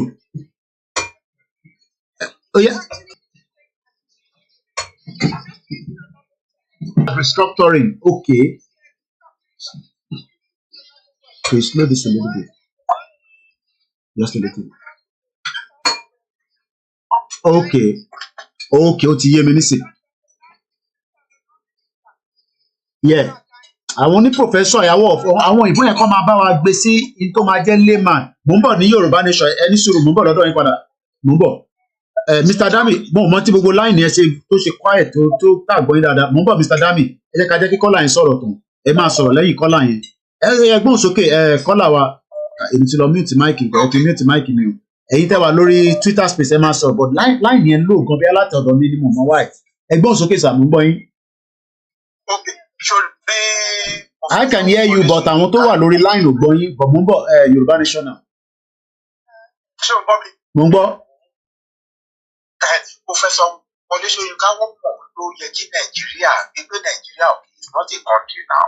Wọ́n mọ̀ pé ó yẹ kí Yorùbá wọn dá dúró gbogbo decentralization tó ń sọ yẹn àwọn bíbí grammar àwọn ìgbà rẹ̀ wọ́n ti ń wà confused wọ́n mọ̀ bẹ́ẹ̀ sí gbogbo ara ìbẹ̀rù tó máa ń ṣàwọn èèyàn wa tó jẹ́ pé wọ́n ní fi gbogbo ẹrù sọ̀rọ̀ nìyẹn ìsẹ́ǹtì ní kí lórúkọ ẹ̀ Délé Parotimi àti Fálànà. Okay. Okay. Wọ́n wá ó yẹ kó wọ́n mọ̀ pé Yorùbá ó yẹ kí Yorùbá dá dúró. Okay. Wọ́n máa deviate, wọ́n máa sọ̀rọ̀ restructuring, wọ́n máa sọ̀rọ̀ níwọ̀n ní condirect. That is what I notice about them. Okay. Decentralization will not get back. Decentralize Okay. Ọ̀dà ẹ ṣé gan ni bàbá mi. Okay. Okay, ọ̀dà ẹ jẹ́ n bí ní ìbéèrè kan sí kẹ́ tó máa lọ torí àwọn line yẹn ti busy díẹ̀ nísìn. Ṣé ẹ̀yin náà agree pé without àwọn ọba wa ó máa difficult pé ká gba Yorùbá nation to be honest. pé táwọn ọba fọwọ́ sí, it will be a very difficult project, it will be a difficult task. Àfi tá a bá gbà sí gbàgbògbà bí a máa fọ́ọ̀sì wọn ní o, a máa tì wọ́n ní o. Mo ń gbọ́. Tó bá àdìpọ̀sì àwọn ọba, nǹkan tó máa jẹ́ kí wọ́n dá sí máa dá sí, wọ́n máa dá sí tó bá yá. Okay, nǹkan máa jẹ́ kó dá sí máa jẹ́ kó dá sí. Okay. Bá àwọn kan ní kó máa pè Ìgbòho kó fi Ìgbòho sílẹ̀, but àwọn gbọ́dọ̀ pè Ìgbòho torí akíkanjú lòun náà, but a nídìí tó máa irú ibà máa tì síwájú, Ìgbòho á tẹ̀lé wọn lẹ́yìn. So ẹ jẹ́ ká fẹ́ lómi láyé tún lè pè wọlé lẹ́yìn. So ọ̀rọ̀ security àbíkan náà sára ti máa mú un láti máa wọlé. Ẹgbẹ́ àtàṣà máa sọ̀rọ̀ security fún àtúmú kan mi wọlé. Ẹ jẹ́ ká tún jẹ́ kẹ́lòmí wọlé bàbá wa, ẹ tún lè pè wọlé tó àti parí ètò. Àṣìǹbẹ́tò yẹn lọ. Mr. Dami one, àmọ́ tó ṣe fóònù mi ní àgbọ̀ gbogbo yín lórí Twitter space yẹn kò lè ṣe bẹ́ẹ̀ tẹ́lẹ̀. Ẹgbọ́n sókè kí n wo bí a máa tún gbọ́ yín nísìn. I don't know why he's doing that. Ẹgbọ́n sókè Mr. Dami. Èmi ń gbọ́ yín bọ̀ kò láò dáadáa. Remote. Ó yá mò ń gbọ́ yín. I can hear you, sir. Good evening. You're welcome to the program, sir.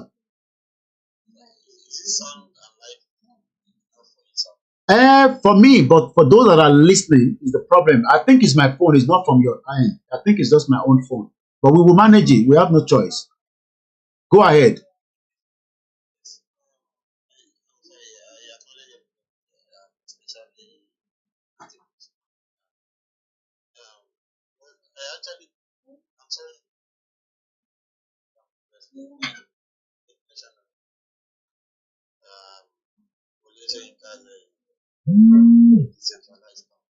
Yes, I did. Yeah, Muki Yonka ne kawo soyoto. Go ahead. Go ahead. I have to mute my mic so that I don't interfere. Go ahead.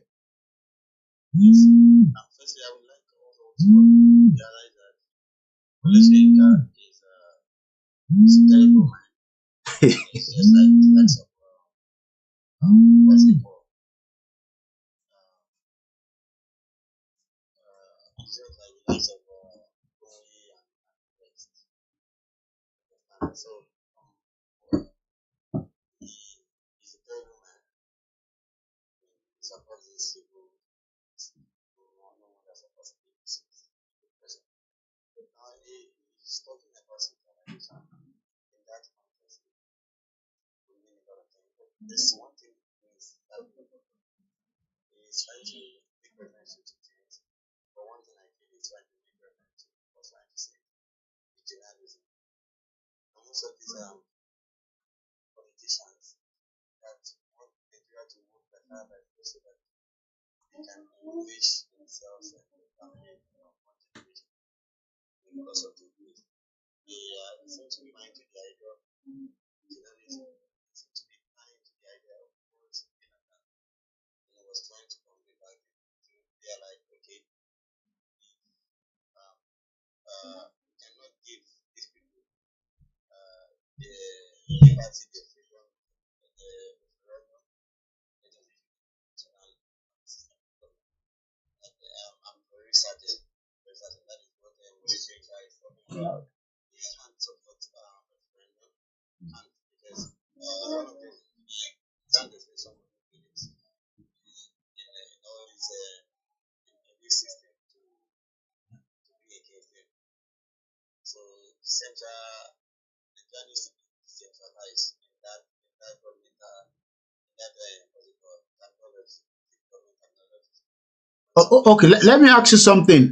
If that decentralized kicks in, would that lead to the the full autonomy or a full self-determination like some of us are asking for?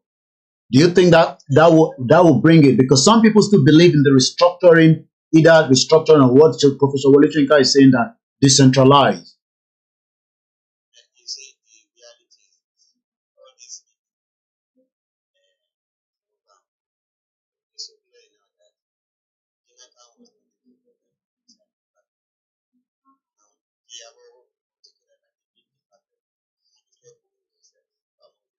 Hmm.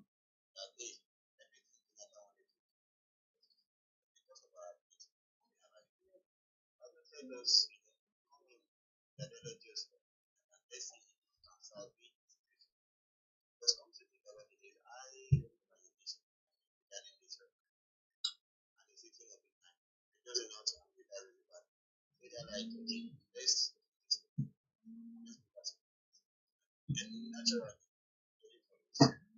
All right. Let me ask you one more question because I'm going to pick more calls. Do you think that the present administration, we had Tinubu speaking in Ondo State with the Afenifere that they should give him more time? He's laying the foundation for the restructure. We don't know which side of restructure he's talking about. But do you think that the present administration has what it takes to take the country back to a regional government as it was? As it was. I'm not talking about not as it is not, as it was in 1958-57 that led to the the independence in 1960. And I'm talking about a full regional government. Ẹ má bínú voice yẹn low, màá sọ tó ń sọ, but I'm a manager ni, èmi àti wọn gbọ́n tó ń sọ, but ẹ̀yin ò tẹ́ wà lórí line ẹ̀ gbọ́ wa. Go ahead, Mr. Dami.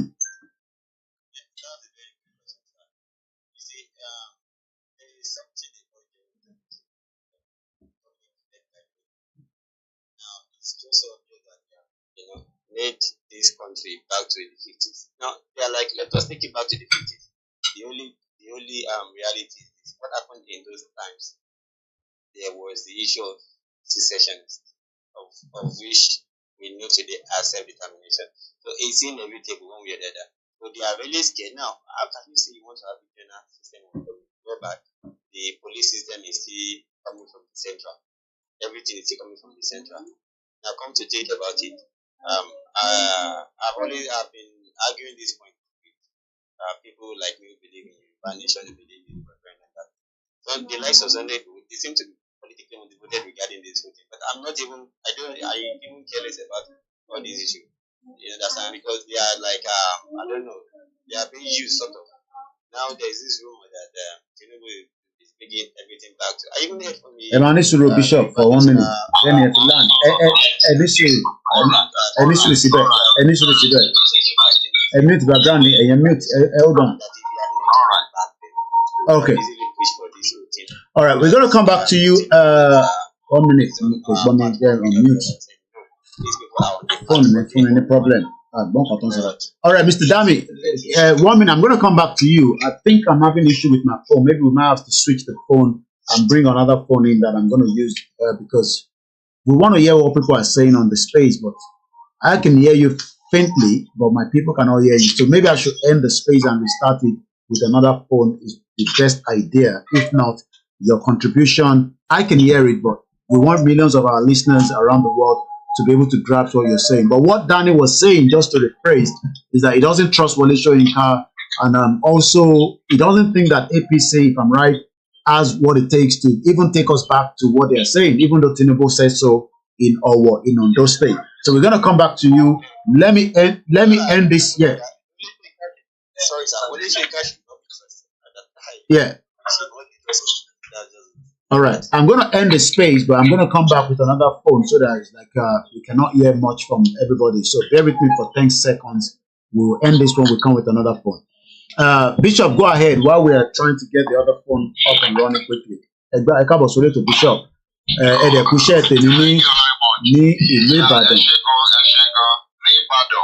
Yeah. Oh, first and foremost, Bishop, before you go into the conversation, what happened in Ibadan? Because people just say that we do programs, Koiki just come live, just tell us a revival, and we don't even know what it's all about. And at the end of the day, what is all this God of Yoruba land? Yoruba land must be free. Is a revival, Yoruba awareness, prayer. What is it all about? Because I know you're part of the, the whole structure. All right, thank you very much. Eshigo, the Yoruba, the Yoruba, the Yonkan crusade or revival throughout all Yoruba states is established or put in place to combine both publicity and prayer. Okay. For liberation of Yoruba nation. Okay. With the backing of Professor Banji Akintoye and Chief Sunday Igboho. Now, our experience so far is that I was going to ask that. What has been the response of the people on the ground because I was still late. Because this is like a new dimension of awareness, which is grasping the grassroots. But what has been the response of the people? Now, yeah, the people are really thirsty, hungry for the Yoruba nation to come into place. Okay. I will not be saying fallacy. If any politician comes out now, they will be stoned. Okay. I'm telling you the truth. Okay. From the experience on ground. Except if they just want to show Omoluabi and just walk away. Okay. Nobody is interested in any politician for now. And about 5 states have already been visited. Lagos is done. Ogun State is done. Ondo State is done. Ekiti State is done. Okay. And Oyo being Ibadan today is done. Very lovely people in Ibadan. We are in the largest market, second to the largest market in West Africa. That is Bodija market. A lot of people, where they were selling, were shouting, praying, and at the same time clamoring that Yoruba nation should come quickly. One man, one of those Agbero, what you can call them there, even said that if the entire Yoruba will not be possible for Yoruba nation, that Oyo can single-handedly take his independence or liberation and maintain Yoruba nation. Right. So other states, when they see the success of Yoruba nation from Oyo, they will join, they will leave Nigeria, they will leave the poverty of Nigeria and come back home. I think people are really thirsty and hungry for the freedom. The sufferness is too much. I'm not, we can blame our people for being gullible, for voting. It's not their fault. And they don't have option, they are powerless. But now it's gotten to a point that they can't bear it any longer. Somebody among the crew today bought a food store. A food store of 20,000 naira. A food store of 20,000 naira will not fill a nylon bag. You know, nylon bag of 20 naira at that time. It's now 200 naira. A food store of 20,000 naira cannot fill a nylon bag. He just to buy gari and beans and all that. 20,000 naira cannot fill it. That shows that such 20,000 naira can only feed a family for within 3 or 4 days a week. So the economy is bad, and that man put in the CBN is not. I'm not going to say he's an experienced person because I'm not spoiling, because initially when he took the right step, paying the debt, paying 2.4%, I am one of the people praising their effort that this man is working. Though Naira is falling, but he's working. But he did just one good thing and destroy a lot of the 10 further things. Clamoring, do you know now, clamoring on international market platform like Binance, detaining their staffs. Who does that all around the world? Binance has American government as partners, investors, Chinese world, all around the world.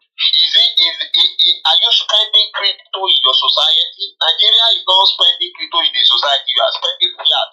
What is the business of cryptocurrency in debarring your economy? When you know that you depleted your foreign reserve.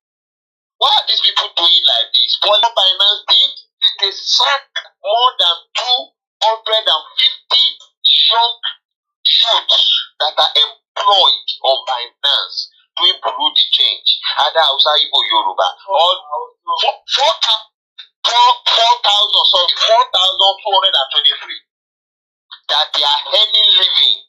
Nigeria is not providing job for them. Foreigners came from abroad and offered them job. Nigeria collect the job from them out and they are not giving them job. All those youths now, they are causing Nigerian government because they cannot help living. The bank is not employing them. An international exchange management company employ them, and you collect job from there and retain the company illegally. I mean, I don't know what it is. And you will see some old fools who knew nothing about economy or finance or something. Maybe they just hear finance for the first time. Now coming to the television, the mainstream media, saying that they have to the finance, that finance is destroying the economy. Well, how will finance be destroying your economy? Are you spending cryptocurrency in the Bodija market? Are you spending Bitcoin in Bodija market? I mean, this is point of illiterate people into affairs of government. Simply because there is crypto dollar, and it's that dollar they want to collect, they don't have dollar. And they want to promote their banks. They want to promote their banks now to be spending crypto. They want to put Naira on crypto. Something that Ghana has done since 4 years ago.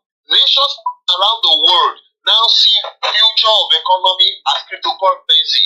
Great Britain pounds is on crypto. US dollar is on crypto. Ghana yes, this is on crypto. Nigeria banned crypto for many years. Now that they need dollar, they now open crypto. That they want to do Naira crypto. They want to do Naira crypto now. They started destroying the existing markets before them. Now, who will now buy Naira? Who will buy Naira? Because finance now has removed Naira from international market trade. You cannot see Naira on international market anymore. As no Naira can buy any money again. He can't. So this man is saying that he's working. He did one thing that is good, fine, but he did after the one thing that is good, he did 10 or 100 bad things after that. He's not an experienced person. Common Facebook, what's it? Common PayPal. PayPal is not collecting Naira. Common PayPal. You can't pay with Naira. Who want Naira? Yeah. Common Benin Republic beside us now. 1,000 Naira is now 300 sepa. Why can't they go and be climbing down on Benin? Benin did not have central bank. Benin did not have central bank. The central bank that is controlling sepa is a money. A money that about 5 or 7 countries is using together. But they did not have control over sepa that they are spending. The money has more than Nigeria. Naira that Nigeria have control over. Yeah. Please help us advise these people to break Nigeria and let us have peace. Okay. So what? To break Nigeria and let us have peace. So is Wole Soyinka speaking the message that we want, or is still going through the back end and trying to see what he can do? Especially, he told Nigerians that Ouma Soro after 1 year. I don't know why he's speaking ahead. See, Koiki. Yes. There is no politicians, including all these governors. There is none of them that will have opportunity to say that Yoruba people, please go and form your country. That they will not take the offer. But let me tell you one thing. These are fearful people. They are afraid.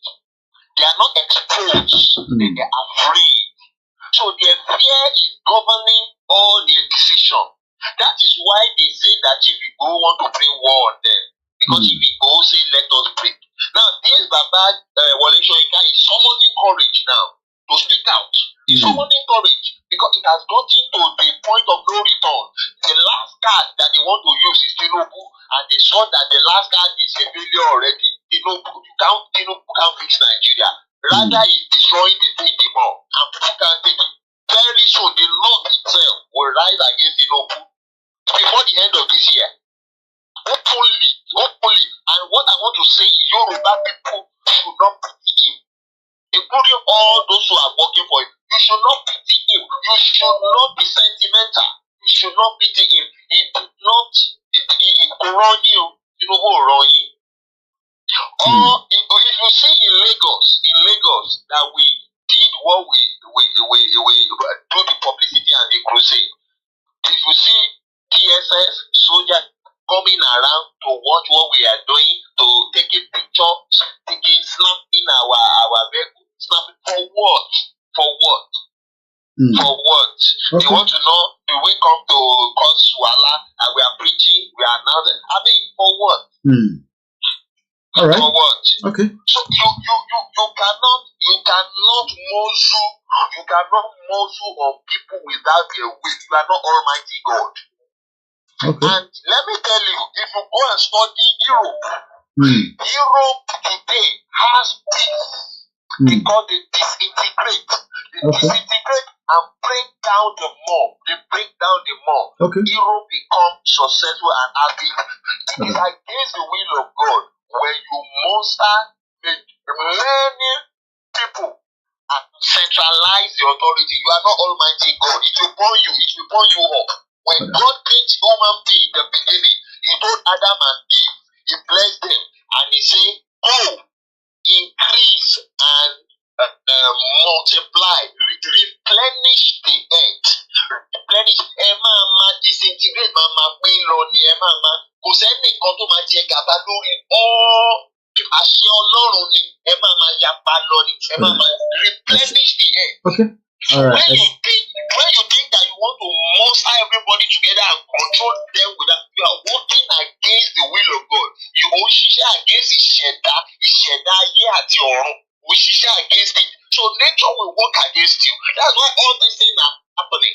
They may be mustering all their effort. Báwo ṣiṣẹ́ fún Nàìjíríà? It is a futile effort, useless effort, and it's making life more difficult for the people. And they will regret it when they leave that post. Emefiele is regretting now. Their time will be expired, and they will regret too. Okay. All right. Let's hear from one or two more people. Bishop, thank you so much. We love when Bishop, because Bishop goes in from the financial side up to the critical side, and we're grateful for Bishop because what we are seeing in Ibadan right now and other states regarding the young can is quite encouraging. Please, Tabatisha program here. It is important that you help us to share it because Bishop and the rest are the ones on the ground and they are doing their best in their own little way. Bishop have to travel to Ibadan. They'll be heading to, I think, the next couple of states in the next couple of days. So we're grateful for Pastor Agbola, the chairman of Young Can, and the rest as well. So thank you so much, Bishop. One or two more people to be able to call it because this program should have ended some 29 minutes ago, but it seems that more calls are coming through, even though we should have ended it. But again, any platform here. So thank you so much, Bishop. And if I need to call you back again, I will definitely do. I know that there's a couple of people that have called. Please, I'm going to override you first because Mufe Lokwe àwọn tó ti pè tẹ́lẹ̀ tí a ti miss call. Ẹ má bínú, èmi ni mo override Mr. Olanrewaju.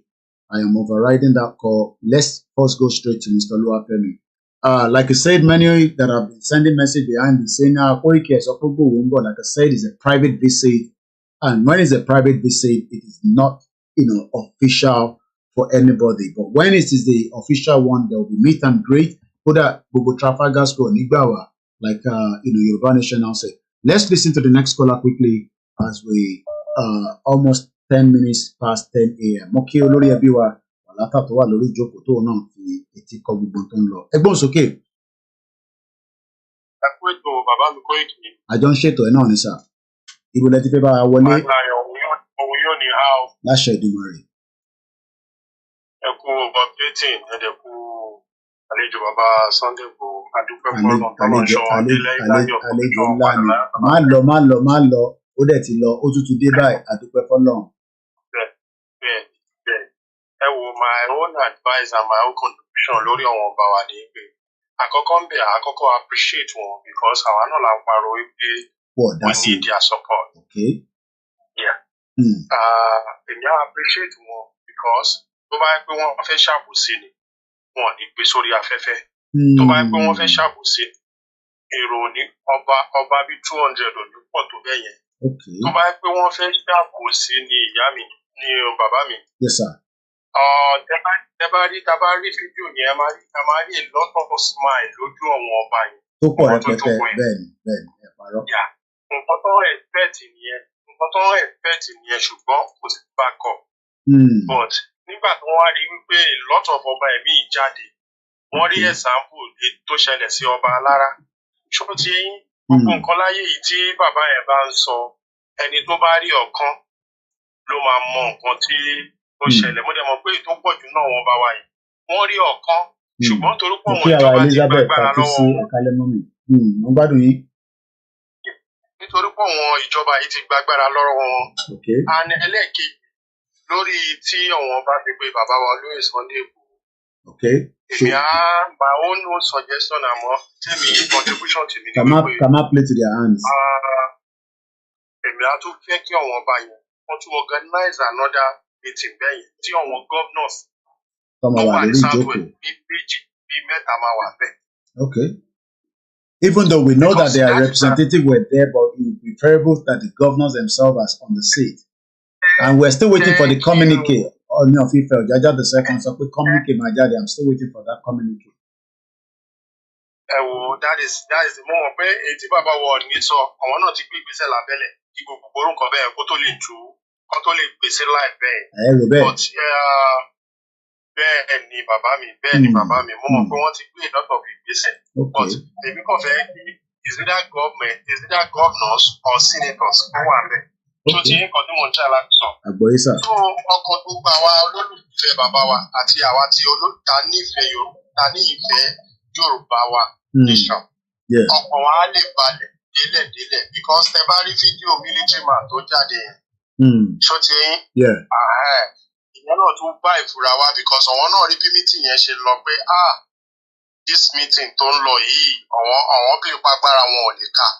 Ní gbogbo nǹkan tó sáré jáde but is a shameful tó jẹ́ pé olórí military tó wá jẹ́ ọmọ Yorùbá lágbájá Mr. Lágbájá kí ọmọ Fúlàní kan wá jáde kí yẹn máa sọ̀rọ̀ nípa Sunday Igboho pé nǹkan tó ń sọ yẹn àìtí lè conclude náà ó lọ́ọ́ máa ẹ̀ lọ́wọ́ fídíò yẹn. Kò lọ ẹ ká conclude àní allow for intimidate wa that's what we won't allow.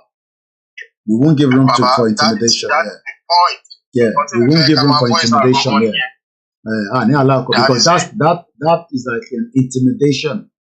Because our caller intimidates in Nigeria, our Boko Haram terrorists, and evidence is there, but again, we can never trust, the military, and militaries are not our friend, that's all. So, one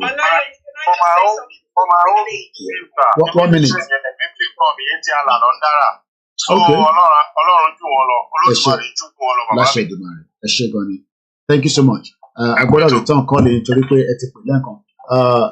Ẹgbẹ́ òsókè Yorùbá Nation now. Mo ń bọ̀ ẹ̀yin tẹ́ ṣe ń pè. Can I just say something on that military bit? Yes. That is just so disgraceful.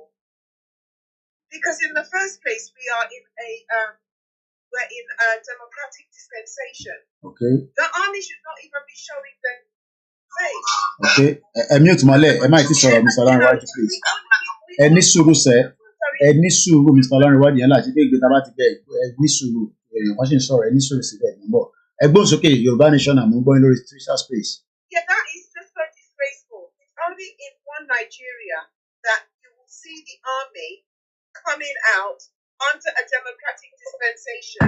I mean, the man's tone, he was making out as if he was the ruler of that space called one Nigeria. That's not right. We are under a democratic nation.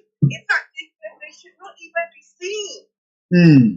The job of the army is, let us say, for example, like what's happening, where the Fulanis are going, that is where they are supposed to be defending the country, not coming out and making it as if they're in charge. No. They are not in charge. That is the job for President Tinubu to come out and make such that, not the army. And even the army should not even be there because we should be having policing. I mean, like we're all very civilized in these Western countries. Where do you see? Where is the UK? Yeah, but Nigeria is a zoo. Have you seen the army? Well, maybe when we have emergency, they come out and help us to fix the water and the road, and sometimes the doctors are on strike. They will drive the vehicle. The ambulances are on strike. They will drive it. Emergency services. But that is why the British created the Shito, because the British doesn't want us to put on military uniform in Nigeria, but you can put it on here. I'm going to come back to you because we have a caller. I think the voice is much better now than the previous one that we had, because we can hear you very audible. I'm going to come back to you in a minute. But what I'm trying to say is that the work that they do, he's coming out and making threats. Okay. That's not for him. He's not even supposed to be heard. Okay. All right. Just going about doing the army stuff. Okay. Not coming out and making out as saying, oh, he's going to watch the video, and all when he watches the video, then he will now make his comments. Excuse me. Okay. We will give him the woto from the media. I'm sure he's getting the message from every one of us. People need to understand. People need to understand that this is a democratic dispensation. Okay, and there shouldn't be any intimidation. There shouldn't be any intimidation. All right. We're going to come back to you in a minute because we're going to start winding down. Mr. Larry, why do you Egbon's okay? It might be no Egbon's okay, sir.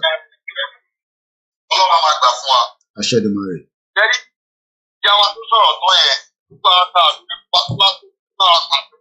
She's saying the right thing. Okay. Okay. Kò yẹ kó tiẹ̀ máa make reference pé òun gbọ́ pé wọ́n sọ fún un pé olóyè kan sọ nǹkan kan, òun kọ́kọ́ máa listen sí náà. Okay. In fact, it's a slam on democracy. Okay. It's a big slam on democracy. Tí àwọn ìbò tó dá àwọn adúgbò láwọn kọ wa. It's fun. Thank you so much. Yẹ́rí lórí ọ̀rọ̀ bàbá Wọlé Ṣóyínká. Gbọ́. Sorry to say, my opinion. Okay. Bàbá Wọlé Ṣóyínká is a part and parcel of the nation. Okay. Bẹ́ẹ̀ni ṣe rí o. Okay. Àgbàlagbà ni Yorùbá sọ yí pé àgbàjá kò ń fawọ́ ya. Èyí fara yín ẹ máa wò ó tí ẹ bá ń sọ̀rọ̀ nípa bó ṣe ń gbóná lára yín àti ẹni pé our emeritus Professor Banji Akintoye wọ́n máa ń mú yín down, wọ́n máa ń mú yín wálẹ̀. Okay. Wọ́n ní ẹ ti sùúrù, ẹ má wọrí ẹ̀yin ọmọ mi, ẹ ṣáà ti sùúrù. Pátá yẹn ni bàbá ń lò, idioms ni bàbá fi ń sọ̀rọ̀. Okay, good. Torí pé àwọn náà máa tag olórí Yorùbá kọ wípé aṣọ àlà òun lè kó máa ń wà o. Ẹni bá ní ṣe kíní kan kó sí ní ẹ̀dọ̀. Ẹni tó bá ti lórúkọ kó sí ní ẹ̀dọ̀. Torí pé aṣọ white òun ní state máa ń wà. Àwọn bàbá ìjọba tó tag wọn, ibi tá à ń lọ náà lọ. Okay. Olóbi lórí prof wa, Ọlọ́run jẹ́ kí a rí wọn pẹ́, Ọlọ́run jẹ́ kẹ́mi wọn kù. Nígbà bá tó yìí bá ń bá wa sọ̀rọ̀, wọ́n máa ń sọ fún wa wípé ẹ̀yin ọmọ mi, ẹ jẹ́ àṣẹ jẹ́jẹ́, ẹ jẹ́ àṣẹ bákan. Torí pé àwọn gan ní bájẹ̀tì àwọn olórí burúkú. Okay, ọ̀dà. Ìyẹn bẹ́ẹ̀ yẹn, ẹlẹ́ẹ̀kejì ń fẹ́ bèrè pẹ́jọ kan lọ́wọ́ yín sáà with all due respect. Nílẹ̀ Yorùbá, nínú Ààrẹ àti Báṣọ̀run, oyè wo ló sílẹ̀ ọ̀jọ̀? Báwo lèmi ṣe fẹ́ mọ̀ yẹn? Èmi ò ń ṣe àpìtàn, èmi ò mọ̀ yẹn. Èmi náà mọ̀ èmi ò mọ̀ bí àwọn tó ń gbọ́ wá máa. Mr. Moses Ọláníran, àbẹ́yìn mo tó ń béèrè yẹn, wọ́n ní ta ló nínú Ààrẹ àti Báṣọ̀run àbíkílẹ̀ Báṣọ̀run.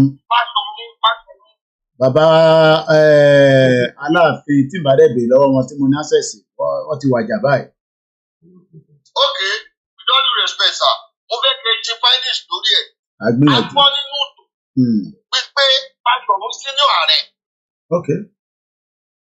Àwa rí Báṣọ̀run láti ọjọ́ ìsìn, alẹ́ là ń rí tó takù wá. Okay. Torí pé ìdí sì ta gbọ́, wọ́n ní Báṣọ̀run ó senior Ààrẹ Ọ̀nà Kakanfò. Okay. So Báṣọ̀run dẹ̀ sí ẹ̀ sí. Tó ta wá ẹni sòrò ta wá ní ká ní Báṣọ̀run òun náà báyìí. Báṣọ̀run wà lọ́yọ̀ọ́. Kí ló wá ń ṣe? Mo ní kí làwọn wá ń ṣe ní gbogbo tó ń lọ yìí. Bí ààrẹ ò bá fún wọn ní chance, àwọn kan lẹ́rọ̀ ń wòran ni. Olóyè ṣe ń wòran. Ẹja ajẹ́kẹ́lómi wọlé. Ẹja ajẹ́kẹ́lómi wọlé. Mo ti gbọ́. Ọlọ́run àgbàdúrà wa. So Báṣọ̀run wò wá nígbà tó ń pọ̀ ọba tó ń pa gbogbo wọn. Ó nígbà tó bá pa gbogbo atọ́ ní Báṣọ̀run máa dìde. Bóyá ẹ máa gbọ́ gbà. Ẹ máa gbà very correct. Bóyá bẹ́ẹ̀ politically. Bóyá wọ́n bẹ́ẹ̀ ju wọn ọ̀rọ̀ náà. Ẹ mọ̀ pé ẹ má jẹ́ ẹ̀rọ mi pọ̀. Mo wo ojú ọ̀kan léde lórí ọ̀rọ̀ ọmọ Yorùbá náà ni. Àwọn kan ní wọ́n máa ta sí ààrẹ báwọn ọmọ wọn bá ti jáde tán gbólóyè. Èmi ní pé kọ́ ta sí àwọn ọmọ wọn. Nítorí wípé wọ́n ti ta sí àwọn ọmọ wọn la ṣe ń kó àṣírí. Torí pé ká ní. Gbogbo ń ṣe láìkì bí àṣírí bí ẹni sùúrù. Gbogbo ń ṣe láìkì bí àṣírí kọ̀ọ̀kan àṣírí kìíní. Lọ́ọ̀ ìkọ̀kọ̀ kẹ́mọ̀ pé nígbà tí wọ́n tẹ kórópọ̀ akọ̀bí la gbọ́ ọdún pé. Ẹ̀yin rí gbà tó tẹ̀. Ẹ̀yin wà mẹ́gbà tó tẹ̀. Abẹ́kọ̀ gbọ́. Nínú ìtàn náà ni gbogbo eléyìí ráì. Ìtọ̀kọ́ ara pàtìkì tó ń tọ́jú lọ́wọ́ fi bólóyè ìjà ni. Gbogbo àwọn tó fi bólóyè ìjà ìlara ló máa pa wọ́n. Ẹja àdé mọ́bẹ̀ ẹ ṣe gan ni. Ẹ má tún sọ̀rọ̀ ẹpọ̀n mọ́ ẹpọ̀n yẹn lẹ̀. Ẹja àfihàn sílẹ̀ ẹ ṣe gan ni bàbá mi Ọlárìnwájú. Bí ẹpọ̀n yẹn bàbá wọn fi sọ̀rọ̀ ó máa da program lálẹ́ nísìn. So ẹ jẹ́ ká gbé the last caller ká wá bá akéde sọ̀rọ̀ ká wá parí ètò yìí. A lè parí ẹ̀tàn níjọ́ kan kò possible bọ̀. Gbogbo ẹ̀ tí ń gbà kó ti fi máa rójú tù báyìí. Àwọn ọba gan ti gbóhùn sókè ní rẹpẹtẹ. Àwọn òjòyè ti gbóhùn sókè. Wọ́n ní ààrẹ náà ń gbóhùn sókè bọ́ ohun yẹn lọ sókè bó ṣe jẹ́ kó lọ. Ó dà kó ń jáde gẹ́rẹ́gẹ́rẹ́. Kọ́là yẹn ti sùn. Akéde ẹ ti sọ̀rọ̀ lẹ́ẹ̀kan bọ̀ ẹ bá gbóhùn sókè ní briefly torí mo fẹ́ gbé tó ìwá sílẹ̀ torí iṣẹ́ ṣì wà ní behind the scene. Ẹ kó lórí ẹbí gan kò ní lọ́lé báyìí mo ti arrest ẹ̀ mọ́lẹ̀ iṣẹ́ dẹ̀ wà tá a fẹ́ ṣe. Ẹ gbóhùn sókè akéde ẹjọ́. Nípa ọ̀rọ̀ àwọn Nigeria military, we won't give any room we won't give any room for them. Okay. To give them the chance to imitate us, no. We won't give that. Because they are there when they are killing our people. They are doing nothing. Okay. They are there when Fulani is doing everything in the southwest. Okay. Hold on, grammar síbẹ̀ mi bọ̀. Okay. So, the only thing for them is to come after the civilians if they talk anything. You are there, all your personnel, they are killing them one by one. They are doing nothing.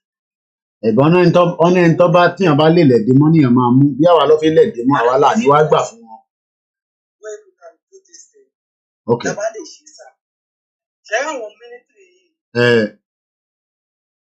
I don't know what they are really planning to do. Because wọ́n plan kù ní ìpínlẹ̀ tí wọ́n plan. Wọ́n plan kù lọ́wọ́. Wọ́n plan kù wọ́n ṣe máa pa Tinubu. None of them. Kódà mo ń bọ̀ grandma o. Okay. Kódà. Yorùbá nation ẹjọ́ ẹ jẹ́ ká kéde sọ̀rọ̀ because mo ti ní call tó tó wà ní ẹ̀. They come out there. When the Yorubas start taking action, that is when the whole world starts to change.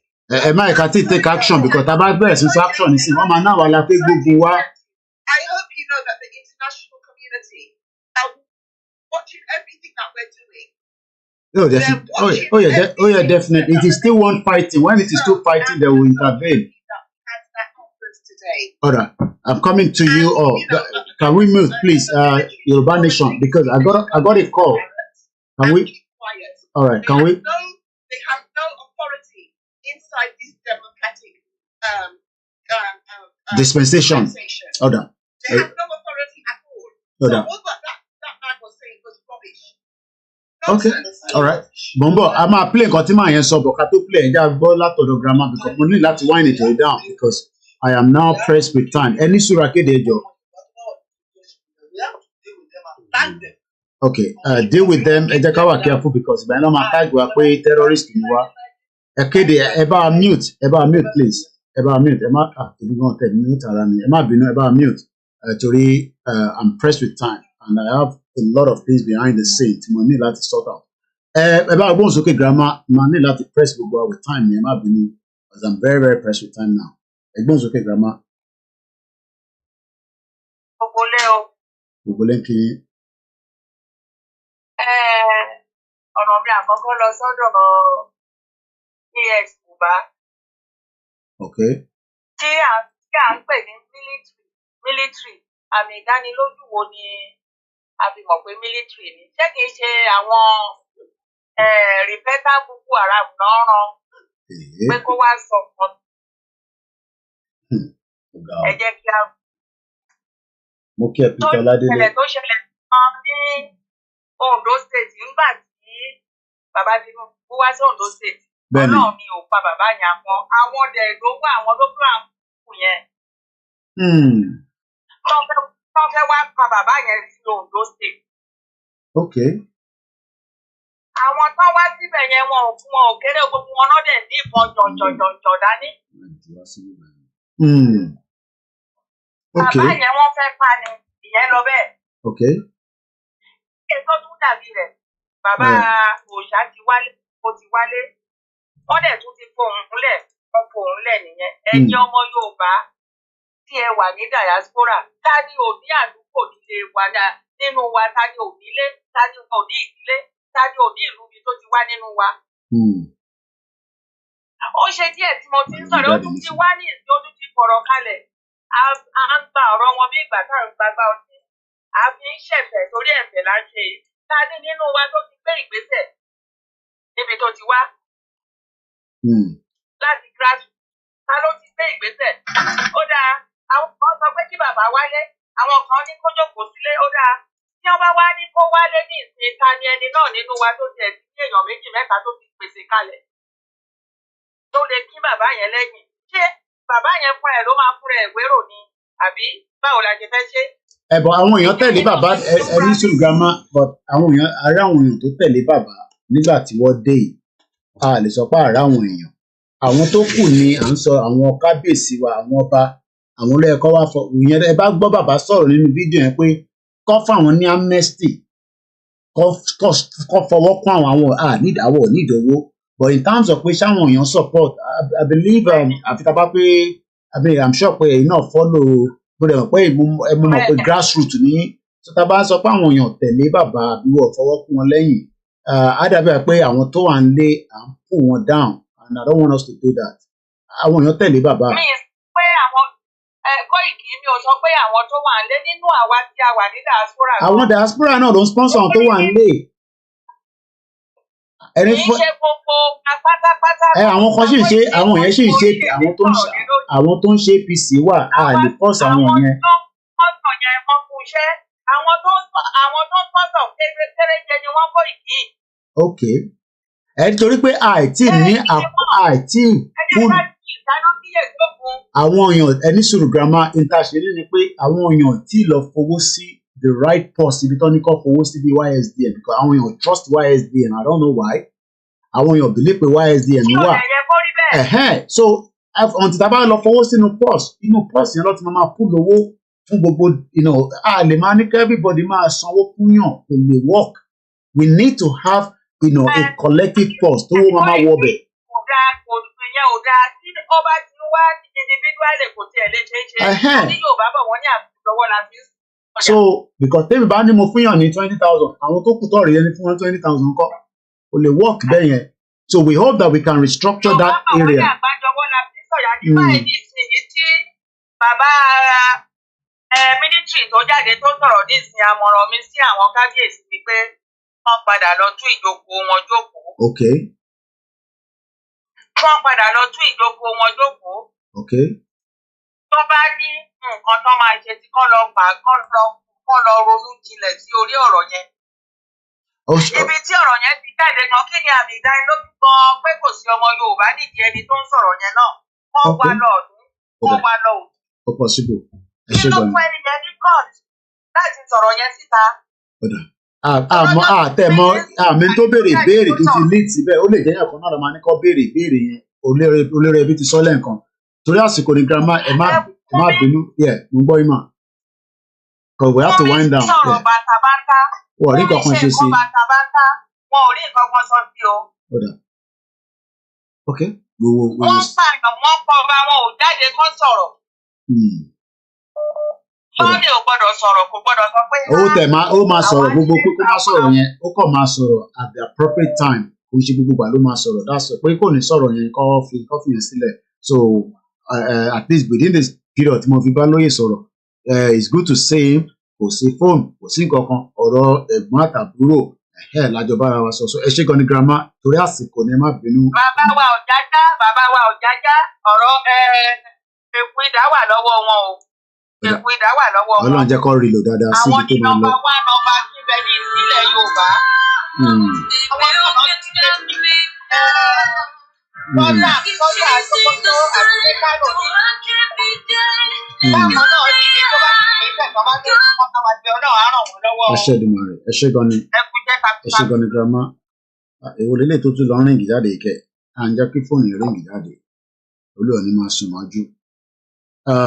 Ẹ má bínú gbogbo èèyàn wa tó ń pè kò ń ṣe gbogbo èèyàn náà ni ó máa lè ráyè wọlé.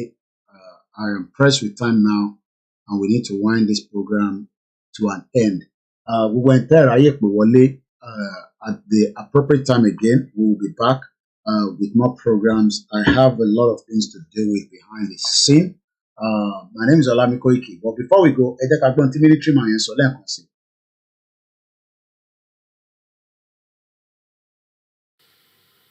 Himself, herself, as a group, community, or whatsoever, hindering the safety and security of citizens, you are enemy, you are adversary, we go after you. Whether or not discussions are taking place in the background for people to surrender or whatever, that one no concern us. Video by Sunday Ibu. Did I get the name right? Okay. Well, I've not seen that video. I've not seen that video. I would take my time to look for that video after this briefing.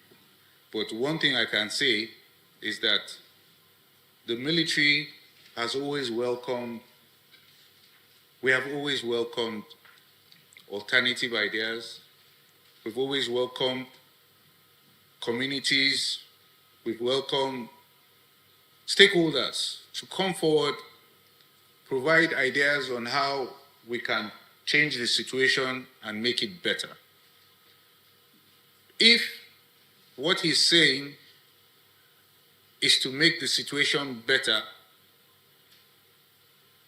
but if what he's saying is to disregard the armed forces of the Federal Republic of Nigeria, then definitely he's out of line because that is against the Constitution. So I think when I watched that video, if I have not answered the question appropriately here now, when I watch that video, I think I will give the necessary response. Yeah.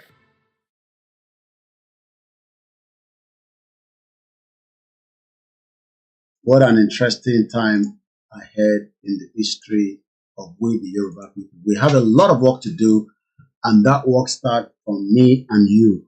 Mo kí gbogbo alẹ́ nǹkan sí pé a kú oríire àdẹ̀kú gbogbo gbà. The military are good at intimidation. There's no doubt about it. What we need to do is we cannot give way for those intimidation. We can handle it from the media. Mo wà lórí live program o. Ṣé kí n pè tí bá ṣe tán? Mo wà lórí program. It is important that we should not lose hope. The military wants to intimidate us. They are now aware that àwọn ọba wa ti tẹ̀lé wa lẹ́yìn, and they are not comfortable. Mo ní Sultan of Sokoto ló di Nàìjíríà mọ́, so ìjà ti wà láàrin wọn. Àtẹ̀ráyè wọnú that màá kàn fi headline wọ̀nyí ni because I have to go now nípa tí wọ́n ní àwọn ní gba rotational presidency mọ́. Ẹ jẹ́ ká kọ̀ flash ẹ̀ sí wa lójú tó bá dọ̀la lágbára Elédùmarè àbí tí a bá tún ní time later, I'll look into that particular one.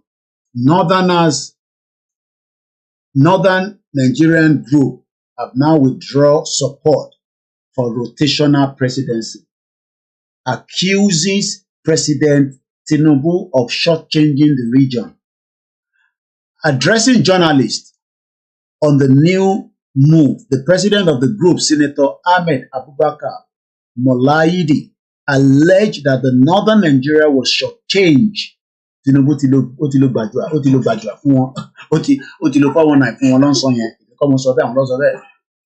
Changed by Tinubu administration, even though it's a Muslim ticket, despite its numeric strength. That numeric strength is a 419. That is what the British created by giving us the first narrative with the first censor ever done in Nigeria. British ló fún wọn ní censor pé wọ́pọ̀ jù wá lọ, and they've used that as a numeric number till date. A social political group, Arewa New Agenda, has emerged with a focus on reposition the northern region as a dominant force in Nigeria. Did you hear that? They are the dominant force in Nigeria. We need to shut down our way out of this country. Separation is not war, but many Yoruba people are still living in denial. According to the Arewa New Agenda, on Thursday in Yola, in Adamawa State Capital, declare its opposing stance on the rotational presidency, alluding that President Bola Tinubu, it is my turn comment before the 2023 election. Addressing the journalists on the new move, the president of the group, Senator Ahmed Abubakar, alleged that northern Nigeria was shortchanged by President Bola Tinubu administration, despite its numeric strength to determine the political direction and the leadership of the country. According to him, President Bola Tinubu abandoned the North, which gave him the bulk of the ballot that brought him to power. He also lamented that despite his rich endowment with both human and natural resources, I don't know where they're finding that, the region has been plagued with the multiple challenges of poverty, illiteracy, and insecurity. So they are the cause of that problem. They are the ones sponsoring terrorism, El Rufai, and the Ganduje, and the rest of them. So the Yorubas need to wake up and realize that we have a task ahead of us, and that task is to make sure that we defeat the terrorists. And I'm very sorry, I am now pressed with time. But the reason why Oloye also came down for the last time before I go is to also pay a courtesy visit to his spokesman, which is myself. There are a few things that we wanted to discuss, and that has to be discussed not over the phone. It has to be on a one-on-one basis. So if you're one of those that wants to sing, you will not be able to sing right now because it's just a family visit. But Kakogolo,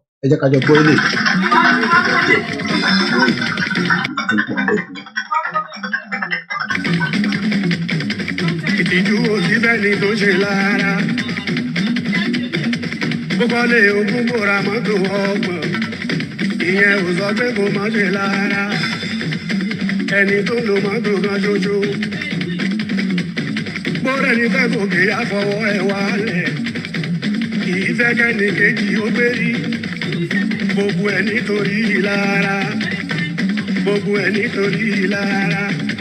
Ó lè fẹsẹ̀ rí láti ìlú ìsọ̀lọ̀ kẹ̀rẹ̀kẹ̀rẹ̀ ó dá lágbàdo ó ń lọ náà nù ó ń lọ náà nù ó ń lọ náà nù ó ń lọ náà nù ó ń lọ náà nù ó ń lọ náà nù.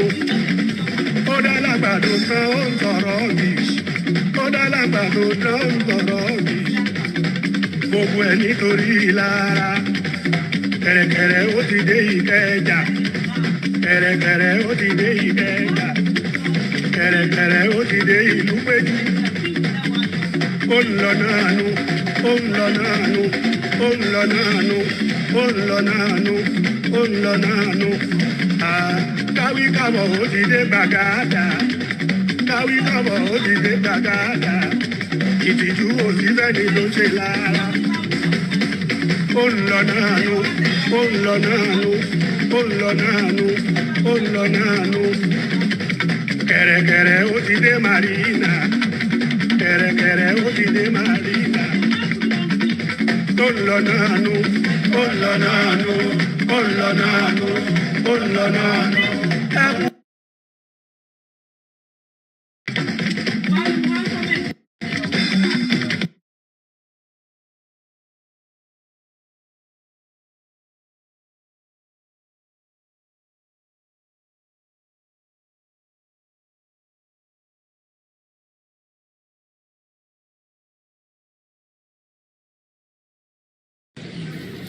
And that is Chief arriving into London, Stansted, 1st of March 2024. Chief, good evening. Ẹ káàbọ̀ sí London. A máa rí yín ní London. Mo ní kí wá kí ẹ̀yin tèmi tẹ́ jẹ́ olólùfẹ́ Ìgbòho, pàápàá jùlọ agbẹnusọ mi White Lion, Ọláyọmí Koiki, kú àdúrótì. Bí òkè bá kọ̀ tí ò wá mọ̀ máa wókè lẹ́sẹ̀kẹsẹ̀ tó wájọ́ lẹ́kọ̀ọ́ ní àdéjọ́ máa débi táwọn lọ rí. Agbára Elédùmarè. Kí wá lọ́jọ́ ẹ̀ ní báyìí? Kí lè ní? Òní ni March 1st, 2024. So a wà ní Stansted ní London báyìí. Mo sáré wá kí kíkẹ́ báyìí ló báyà bí hours kẹ̀dẹ̀ padà sí Germany lẹ́sẹ̀kẹsẹ̀. Kẹ̀dẹ̀ padà sí Germany lẹ́sẹ̀kẹsẹ̀.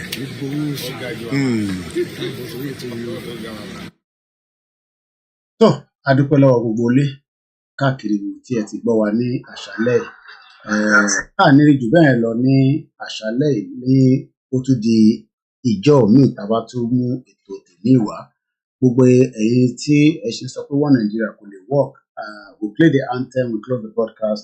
Thank you so much to every one of you that have joined the broadcast. Àtẹni tó kọ̀ wá gossip pé bóyá ìkọ̀kan tó tuntun ṣẹlẹ̀ ìkọ̀kan ṣẹlẹ̀ àtẹni tó wá ṣeré àwọn ọ̀rẹ́ ṣeré níbí báyìí. Self-determination is not a joke.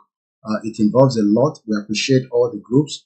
Mo kí gbogbo ẹ̀yin ẹ̀gbọ́n wa. Like I said, the official visit of Igboho will be coming very soon. There will be meet and greet. We will be at different places. All that is still being worked behind the scene. But this particular one, this is how he wanted it, nothing more than that. And it's a private visit with his family and nothing more than that. So nobody will be able to say, man, it's just for a few hours. So anyway, so Keto Sheju Keto Mo. Mo kí gbogbo ilé lẹ́ẹ̀kan sí. Mo kí àwọn tí wọ́n wà ní Nàìjíríà ní Soka. Mo kí ẹ̀yin tí wà ní gbogbo ibi tí olúkálùkù wa wà. Orúkọ mi ni Ọláyọmí Koiki. My line will be very busy. So tẹ bá pè mí tí n bá gbé kò ṣe pé mo avoid yìí. Ẹ má fi ṣèbínú. It's going to be busy because olórí ẹbí ti wà níbí bàmí láti over 3 hours now and we need to do other things behind the curtain. So on that note, thank you so much, Yoruba Nation now, Akede Bigbas, and the rest of you that join us on the Twitter space. We hope that everyone will join me again at the next appropriate event. And as we say, self-determination is our right, and nobody can stop that right. It doesn't matter what they say. It doesn't matter what people say about us. Even this visit already at around 13 sọ pé jágbajàgba jogojogo problem ti nínú yẹn. Ẹni tó bá tẹ́ lọ́rùn ó dà pé Tower Bridge súnmọ́ wa ní bíbá. Ẹjọ́ torí Ọlọ́run ẹ bá tà ti débẹ̀ ẹ ṣáà make sure pé 999 kó tó lè rescue you. Because at the end of the day, there is no way we can satisfy everybody. We're trying our best, and sometimes kò ń ṣe gbogbo nǹkan everybody. Èmi náà kò ń ṣe gbogbo ẹni mímọ̀. Mo kí ẹ easy lẹ́ǹkan sí. Mo kí àtó bí mi lọ́mọ. Even my mom cannot see Igboho as well. So that is about it. So that is about it. Mo kí gbogbo lẹ́ǹkan sí o. Òun rẹ̀ la máa sùn. Good night. Bye for now.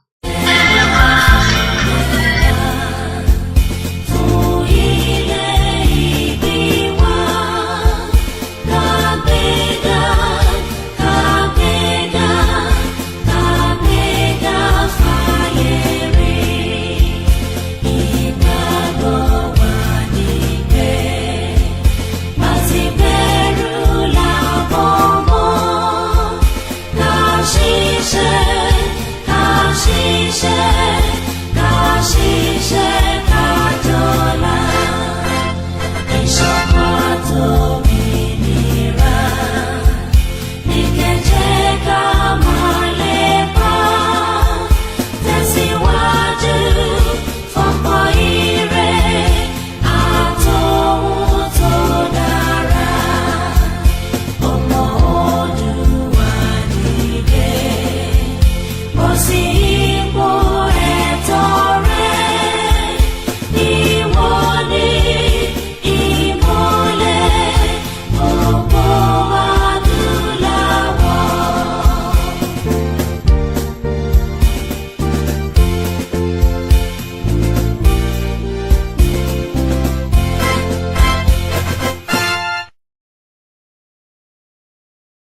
Koiki Media bringing the work closer to your doorstep. Good night, everyone. Bye for now.